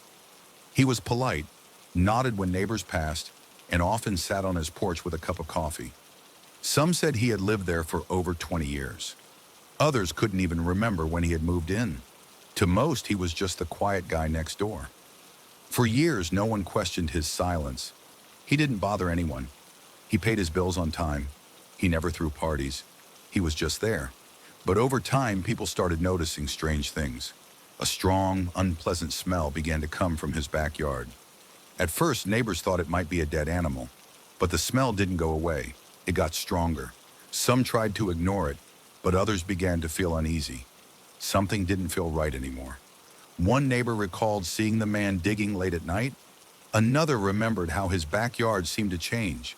Patches of fresh soil appeared often, and old furniture or trash was stacked oddly against the fence. It wasn't until someone finally reported the odor that the truth began to surface. Years before the smell started, a woman had gone missing. She wasn't from the neighborhood, but she had once been seen near the corner house. Her case had gone cold. No leads, no suspects. It faded from the headlines and slipped away from memory. But now with the smell, the digging, and the whispers, the old case came back into focus. The peaceful street that once felt safe was hiding something all along. Beneath the soil of the quiet backyard lay a secret no one could have imagined. What seemed like an ordinary home was holding the answer to a mystery buried in time. The truth hidden just under the grass was about to change everything the neighbors thought they knew. Her name was Emily Harper. She was 26, full of dreams, and had a smile that made people feel safe. Emily worked as a nurse in a nearby hospital and lived in a small apartment about 5 miles from the quiet neighborhood. She was known for being kind, dependable, and always willing to help others. On the evening of June 11th, 2004, she was supposed to meet a friend for dinner, but never showed up. Her phone went unanswered. Her car remained parked outside her building. That was the last anyone ever saw of her. The investigation began quickly. Flyers were printed, her face appeared on the news, and her family begged for help from the public. Police interviewed co-workers, friends, and neighbors. They checked local security cameras, searched nearby parks, and followed every possible lead. But nothing led anywhere. No signs of struggle, no messages, no trace. It was as if Emily had vanished into thin air. Weeks turned into months. Then months turned into years. Her family never gave up. Her mother visited the police station regularly, hoping for an update. Her younger brother kept a box filled with her photos and letters. Her father left the porch light on every night, just in case she found her way home. But with no evidence and no suspects, the case grew cold. News outlets stopped covering it. People moved on. Only Emily's family still carried the weight of not knowing. Back in the neighborhood, a few residents remembered seeing a young woman walking through their streets around that time. One neighbor said she had stopped to ask for directions. Another recalled a girl who looked like her sitting at the bus stop near the corner house. No one thought much of it back then. After all, people came and went. But now, with what had surfaced recently, those small memories suddenly seemed important. Years after Emily disappeared, strange things began to happen. Someone found a necklace in a patch of dirt near the backyard of the quiet man's home. It matched the one Emily's mother said she wore every day. Another neighbor recalled hearing a scream one night, but thought it was just from the TV. Piece by piece, old memories and forgotten clues started to form a picture.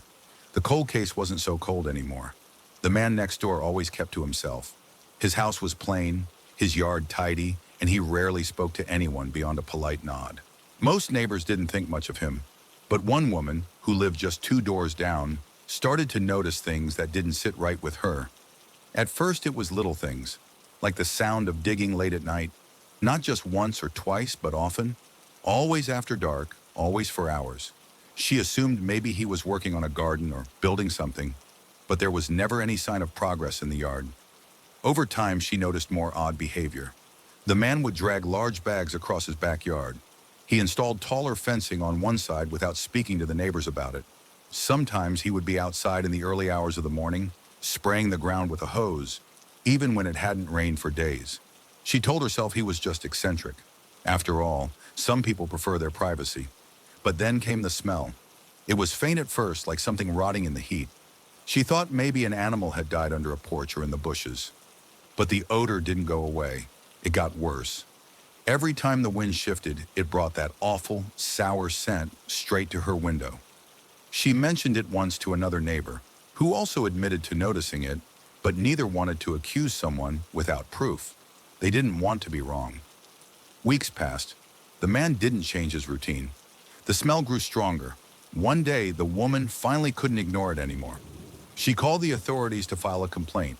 Not an accusation, just a concern. She didn't expect much to come of it. But when officers arrived to check the property, things began to unfold quickly. In the corner of the backyard, buried under what looked like recently turned soil, they began digging. At first, they found animal bones. The man explained he had a dog that had passed years ago. It seemed believable, but the officers kept digging. That's when they saw something else. A piece of fabric, then a button, then something that made their stomachs turn. What they uncovered next would shock the entire community. The officers began digging in the exact spot where the soil looked fresh and slightly uneven compared to the rest of the yard. It was a corner near the back fence, partly shaded by an old tree. The ground was soft, like it had been disturbed recently. They used small shovels at first, careful not to damage anything that might be beneath the surface. A few inches down, they hit something hard. It wasn't a rock or a root. The texture felt unnatural. As they cleared more dirt, a plastic tarp began to show. It was tightly wrapped and held together with thick rope.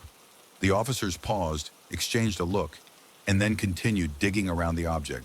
Soon the shape of a human body became clear. The tarp had trapped the smell for a while, but now with the ground opened, it became unbearable. A medical examiner was called immediately to oversee the process. When the tarp was carefully cut open, what they found inside sent chills through everyone at the scene.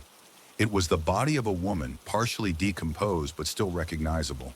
Her clothes were intact, and a bracelet on her wrist matched the description given in a missing persons report from over a decade ago. Her name was Lisa Porter, a local woman who had vanished in 2009 without a trace.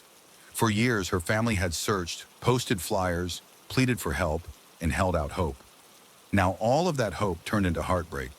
The police notified Lisa's family right away. Her parents were overwhelmed. Her sister, who had never stopped looking for answers, broke down in tears.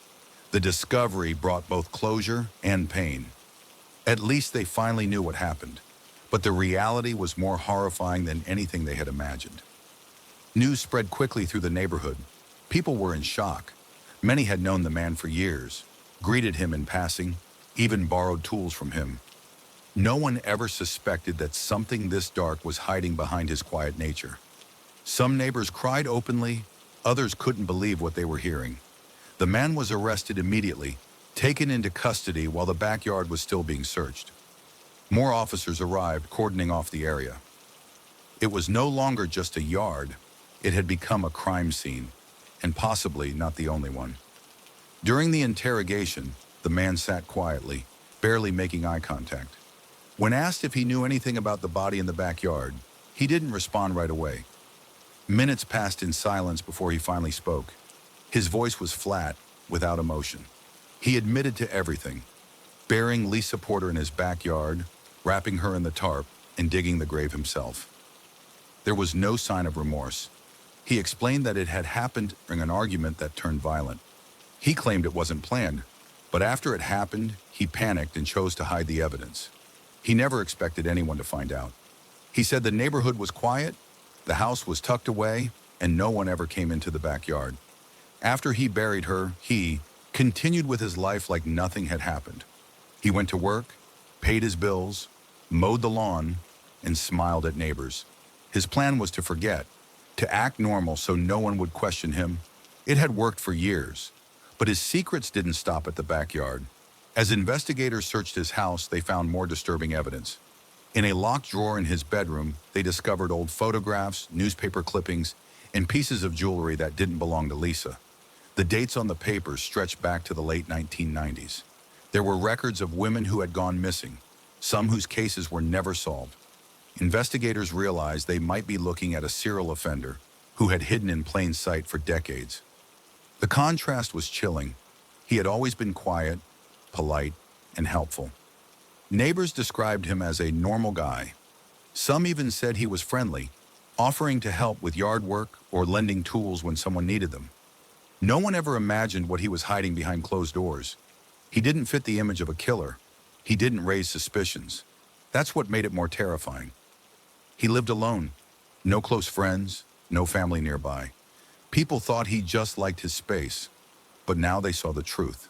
He had created a life of silence and distance, not because he was shy, but because he had something to hide.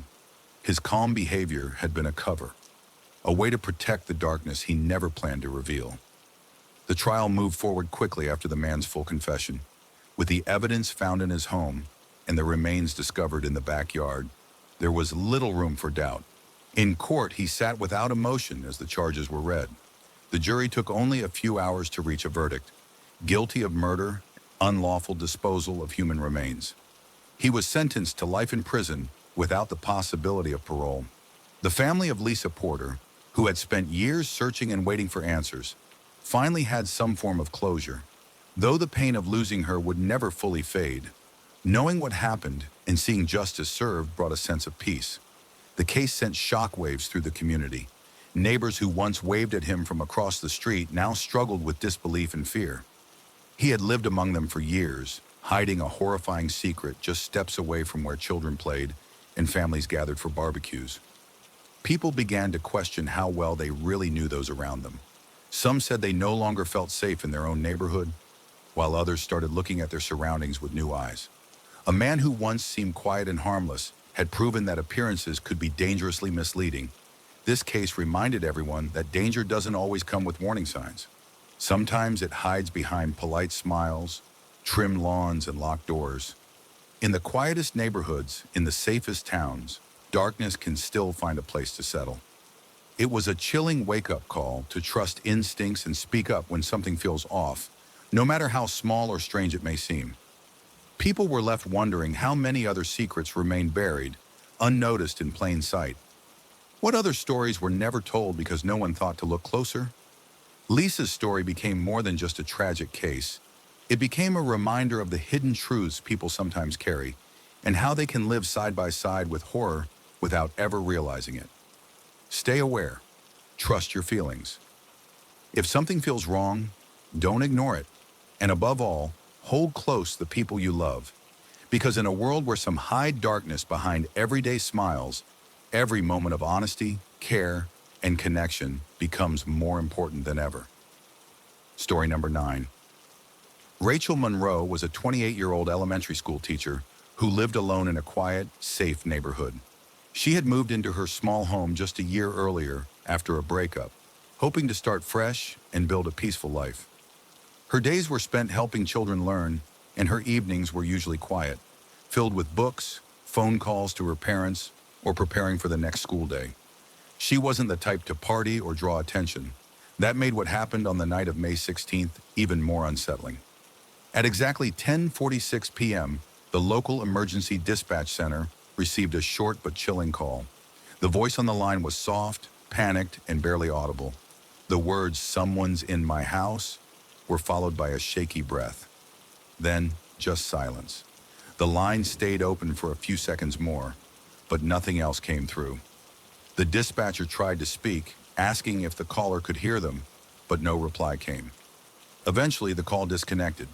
Police were sent immediately to the address that matched the call. When they arrived minutes later, nothing looked out of place. The porch light was on, the door was closed, and there were no sounds coming from inside.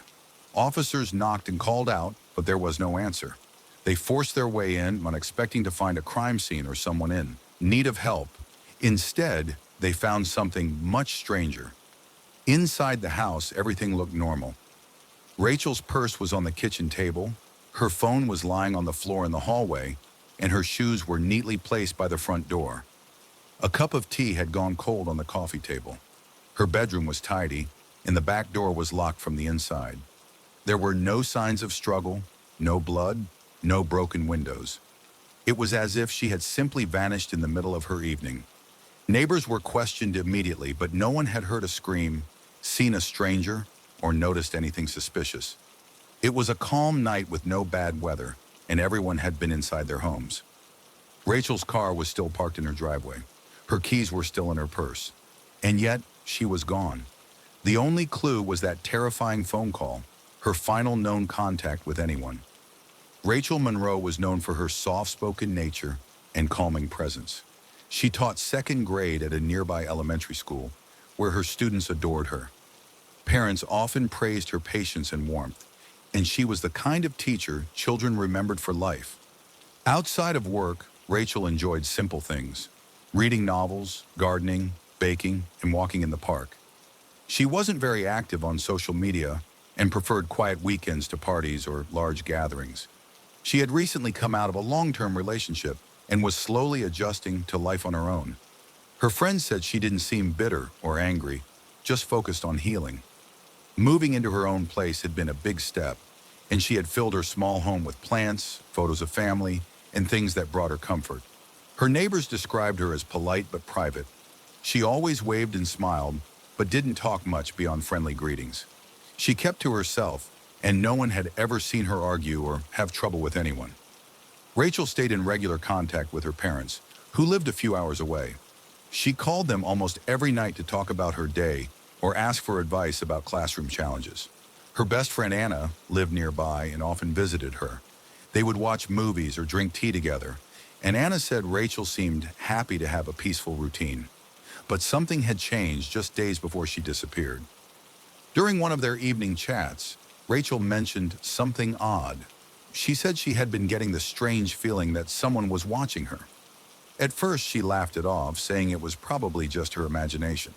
But then she told Anna that she had noticed small things, like the curtains in her living room being slightly open when she was sure she had closed them, or hearing soft creaks at night that didn't make sense. She also said she thought she had seen the same unfamiliar car parked across the street on more than one evening. Anna had suggested installing a camera or asking the neighbors if they had noticed anything strange. Rachel agreed but didn't seem too worried. She said maybe she was just being paranoid. After all, the area was quiet, and nothing bad had ever happened there before. But now, looking back, those little things seemed like warnings. Warnings that something wasn't right. Detectives quickly arrived at Rachel's home and began their investigation. Nothing inside the house seemed broken or disturbed. The front door was locked, and there were no signs of forced entry. Her phone was on the coffee table, unlocked, with a half-written message still open on the screen. Her purse was placed neatly on the dining table, and her keys were in the usual dish by the door. Her shoes, the ones she wore daily, were still placed neatly on the mat. It looked like she hadn't even planned to leave the house. The most confusing part was the silence. The home was eerily quiet, as if time had simply frozen. Police searched the entire property, including the backyard and nearby alley, but found nothing unusual. They then turned to nearby houses, asking neighbors if they had seen or heard anything strange. Most people said they hadn't noticed anything out of the ordinary. A few remembered seeing Rachel earlier that day, smiling and waving like she always did. No one saw or heard anything after the time of her 911 call. Investigators collected security footage from several houses on the block. They combed through hours of video looking for anything suspicious. One clip from a doorbell camera across the street showed Rachel returning home around 6:40 p.m. She parked her car, walked up to her door, and entered. After that, nothing. No one else was seen going in or out. There were no shadows, no passing vehicles, and no signs of a struggle. It was as if the house had swallowed her whole. The 911 call became the central focus. Rachel's voice was soft but urgent. She said someone was in her backyard. Then a few seconds of silence. A muffled sound followed, and then the line went dead. The call lasted just under 30 seconds. The dispatcher tried calling. Back immediately, but no one picked up. Officers analyzed the audio over and over, listening for clues in the background. Maybe footsteps, a voice, or a door creaking. But there was nothing clear enough to help. Rachel's ex-boyfriend was questioned. He lived in another city and had an alibi backed by phone records and witnesses. Friends, co-workers, and anyone who had recently spoken to her were also interviewed. No one could think of anyone who would want to hurt her. The case was growing colder by the hour. Weeks slowly passed, and although the case had no major breakthroughs, a few small but important details began to surface. A neighbor who had initially said they hadn't noticed anything unusual came forward with a memory that seemed minor at first but could be important. He said he had seen a white van driving slowly through the neighborhood several nights in a row, including the night Rachel disappeared. The van had no company name or markings, and he remembered it because it seemed out of place on their quiet street. It would stop and idle for a while, then drive off. At the time, he didn't think much of it, but now it felt suspicious. Police searched through traffic camera footage and eventually found a white van driving past a nearby intersection around the time of Rachel's 911 call. The footage was low quality and blurry, but it showed the van turning onto Rachel Street. Unfortunately, the license plate wasn't clear. Officers visited local businesses, auto shops, and even rental companies, but no strong lead came from it. At the same time, another piece of potential evidence came from a gas station nearly 5 miles away. A surveillance camera there recorded a woman walking barefoot, late at night, wearing a long t-shirt. She appeared confused, looking around as if lost. Her hair was messy, and she didn't respond when a customer tried to talk to her. The video only captured a few seconds before the woman walked off and disappeared into the darkness. Police showed the clip to Rachel's family and friends, and while some thought it could be her, others weren't so sure. The face was unclear, and the footage was too dark to say anything for certain. Investigators also looked into Rachel's bank activity. Her debit and credit cards hadn't been used since the day she vanished. No large withdrawals, no gas station purchases, no attempts to log into her bank app. The same was true for her social media. She hadn't posted, messaged, or even liked anything. Her phone hadn't connected to any Wi-Fi networks or cell towers after that night. It was as if she had completely vanished from modern life. Search teams returned to the woods surrounding her neighborhood with tracking dogs and drones. They covered every inch they could, even searching drainage ditches and empty lots. Volunteers helped comb nearby fields. Every lead brought hope, but each one ended in silence. Theories began to take shape as frustration and fear grew in the community. One of the first and most common ideas was that Rachel had been kidnapped by a stranger. The unknown white van seen near her house raised concerns, and people wondered if she had been taken against her will just minutes after making the 911 call. The idea that someone had been watching her or planning this for days seemed terrifying, yet possible. But with no signs of forced entry, no witnesses to a struggle, and no trace of her belongings beyond what was already known, the theory lacked solid evidence. Others believed the answer might lie closer to home. Rachel's ex-boyfriend became a person of interest. Their breakup had been emotional, and while there were no public fights or restraining orders, some friends said he still wanted to get back together. He had an alibi and cooperated with police, but not everyone believed his story. Suspicion also fell on one of Rachel's co-workers. He had once offered to drive her home late after a shift, and while she had politely declined, he reportedly didn't take the rejection well. There were rumors of him making comments about Rachel that made others uncomfortable. Still, when questioned, he denied everything, and nothing in his background suggested violence or criminal behavior. Another theory suggested that Rachel had staged her own disappearance. Maybe she wanted to escape her life and start over. Some pointed to her growing stress, her quiet nature, and the fact that she lived alone. But this idea didn't sit well with those who knew her best. Rachel had never expressed a desire to leave. She loved her family, stayed in regular contact with friends, and had even made future plans like applying for a job promotion. Her bank account was untouched, and no new identity or travel history surfaced. It seemed unlikely that someone would go to such lengths to vanish without a single goodbye or hint. As time passed, more theories surfaced: human trafficking, random violence, mistaken identity. But each one led nowhere. None could explain the missing phone, the unfinished 911 call, or the complete lack of any physical evidence. Rachel's family was left with endless questions, forced to imagine every possibility, each one more painful than the last. Years have passed since Rachel vanished, yet her case remains unsolved. The only solid lead is still that one short, frightening 911 call, the last known moment of her life. No one has heard from her since. Her name no longer dominates news headlines, but her family never stopped searching. They've held on to hope, even when it feels impossible. Every year on the anniversary of her disappearance, they light candles, gather photos, and ask the same question: how can someone disappear so completely even after calling for help? Her parents have refused to give up. They've pushed for renewed investigations, pleaded with police to reopen old leads, and spoken to anyone willing to listen. They keep Rachel's face in the public eye through social media and missing persons groups. Her mother writes letters to her, still believing that one day Rachel might read them. Her father says he still looks for her face in every crowd. To them, she's not just a case, she's a daughter, a sister, a friend, someone who mattered. Over the years, tips have come in. A few were promising, most led nowhere. One person thought they saw someone who looked like Rachel in another state, but security footage didn't match. Another claimed to hear a woman screaming from a house late at night, but the police found nothing. Each false hope cuts a little deeper, but her family keeps going, refusing to let her be forgotten. What happened to Rachel could happen to anyone. A woman alone, sensing danger, reaching out for help, but the help never arrived. The system failed her, and that's something her loved ones will always carry with them. They continue to raise awareness about quick police response and better technology for tracking emergency calls. They believe if someone had gotten there faster, Rachel might still be here.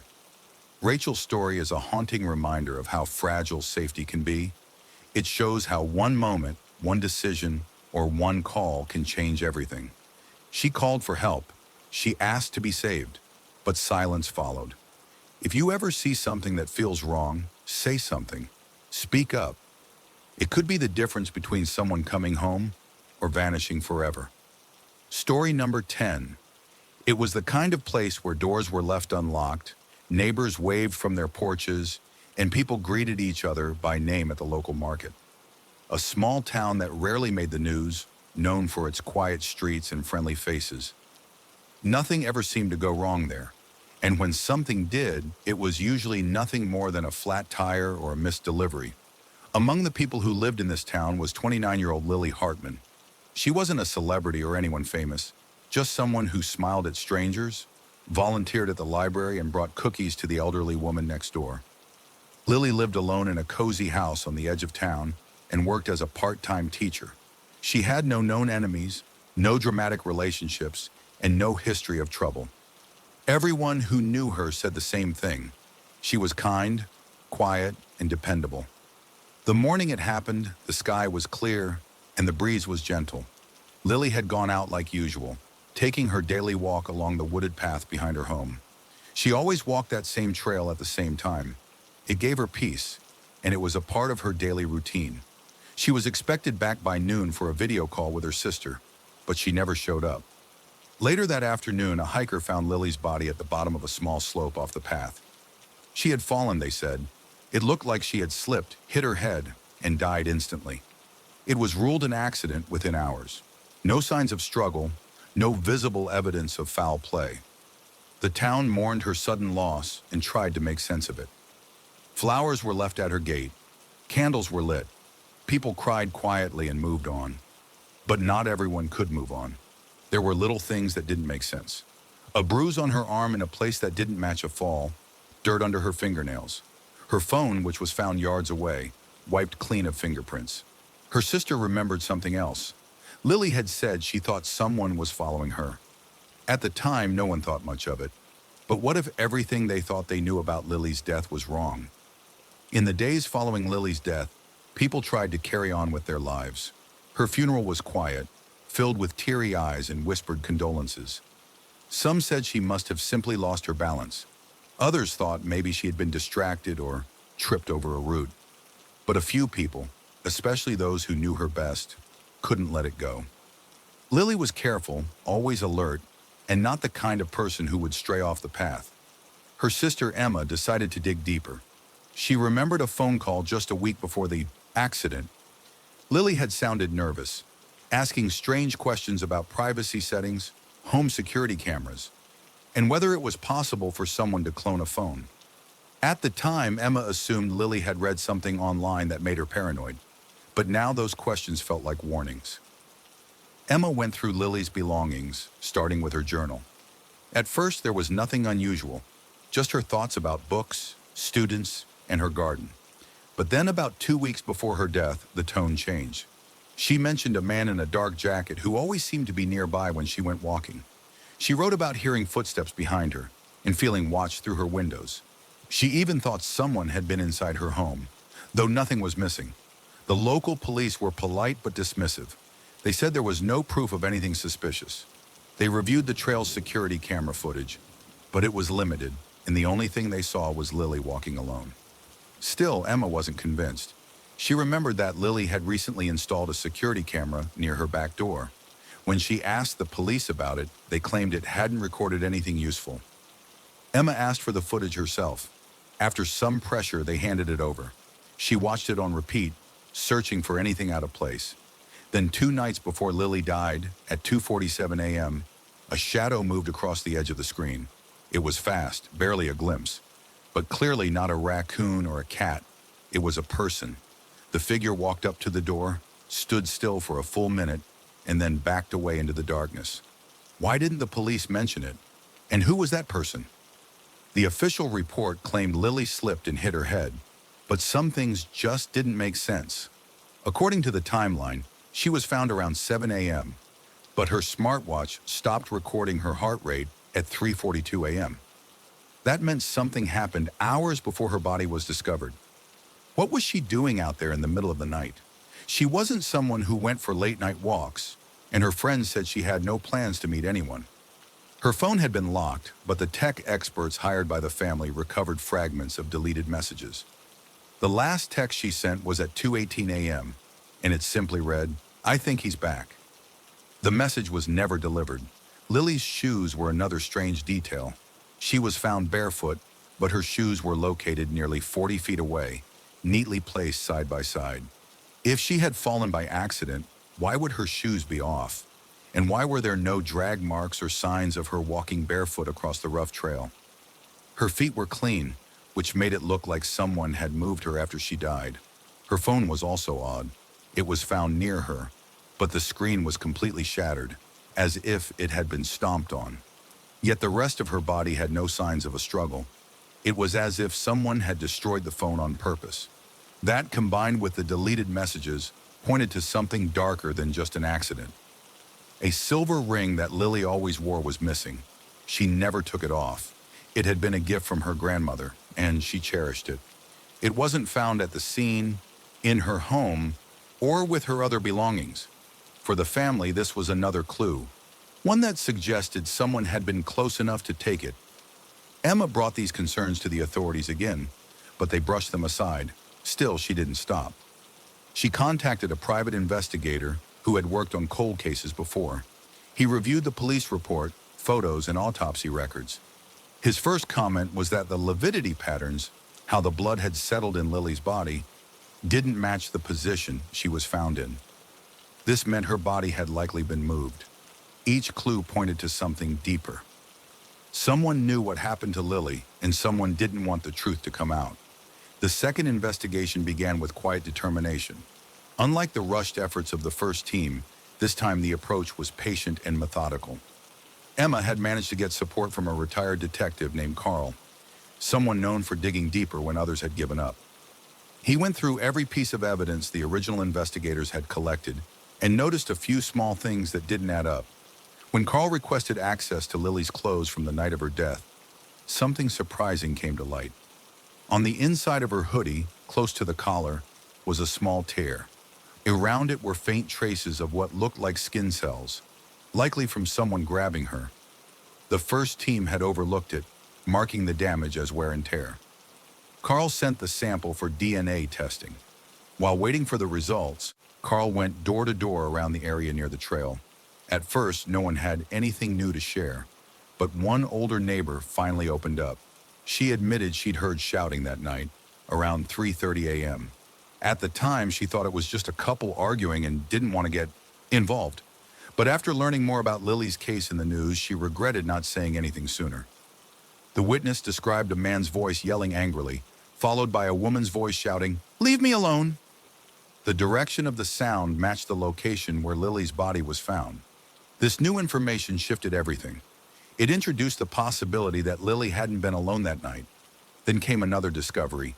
A blurry security camera from a gas station a block away captured part of the street leading to the trailhead. Just before 3 a.m., a dark sedan was seen driving slowly past the area. 10 minutes later, it passed again in the opposite direction.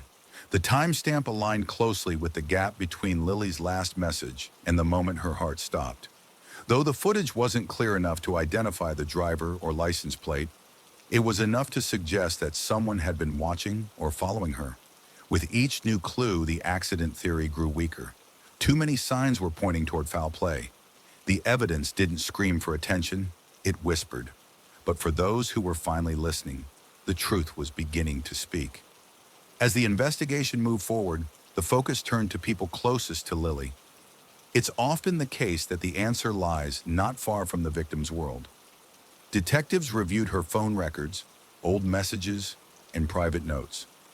Slowly, a picture began to form, one that showed Lily was not as alone or carefree as many believed. Among her closest circle was her ex-boyfriend, Mark. They had broken up months before Lily's death, but the relationship had not ended peacefully. Friends said Mark had trouble letting go. He would still send her long, emotional messages and often asked mutual friends about her whereabouts. At first glance, it seemed like heartbreak, but when detectives looked deeper, they saw signs of something darker, control and obsession. Then came a curious detail. A few days before Lily's death, she had received a message from an unknown number. It simply read, "We need to talk. You can't avoid this forever." Lily didn't reply. Investigators traced the number and found it belonged to a burner phone purchased in cash 2 weeks earlier. They couldn't link it directly to anyone, but the timing was too close to be ignored. Meanwhile, Lily's roommate Sarah had something to hide. She told police that Lily seemed normal the night before her death, but a review of their chat history showed that Lily had sent Sarah a voice note late that night saying she was freaked out and felt like someone was watching her. Sarah never mentioned this to the police. When questioned again, Sarah finally admitted they had argued that evening. Lily had accused her of telling Mark something personal, something she only confided to Sarah. It turned out Sarah had shared Lily's plans to meet someone new. This small betrayal might have caused a chain reaction neither of them expected. The motive started to come into focus. Jealousy, mixed with rejection, can be dangerous.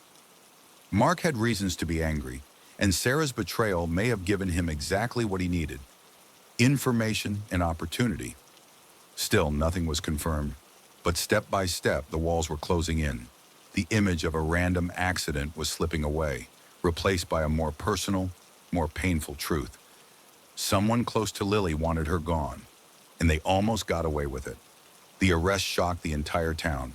After months of confusion, whispers, and unanswered questions, the truth finally emerged. Mark, Lily's ex-boyfriend, was taken into custody.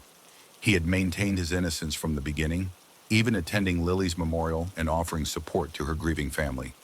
But the evidence against him had slowly piled up: text messages, inconsistencies in his timeline, and a fingerprint found on the burner phone linked everything back to him.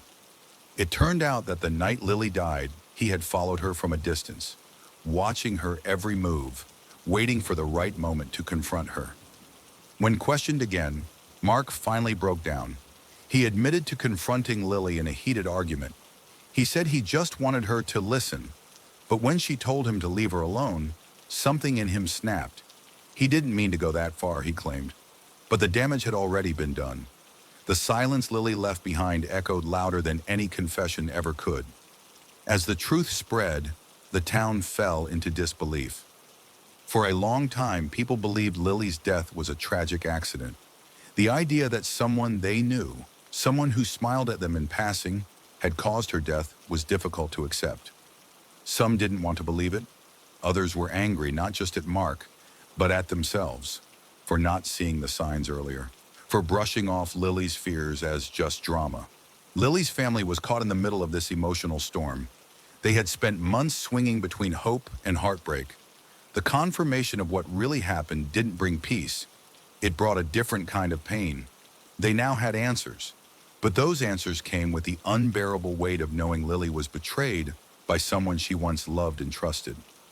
In the quiet that followed the trial, the family began to rebuild their lives. They created a small memorial garden in Lily's honor, a peaceful place filled with her favorite flowers and a bench for reflection.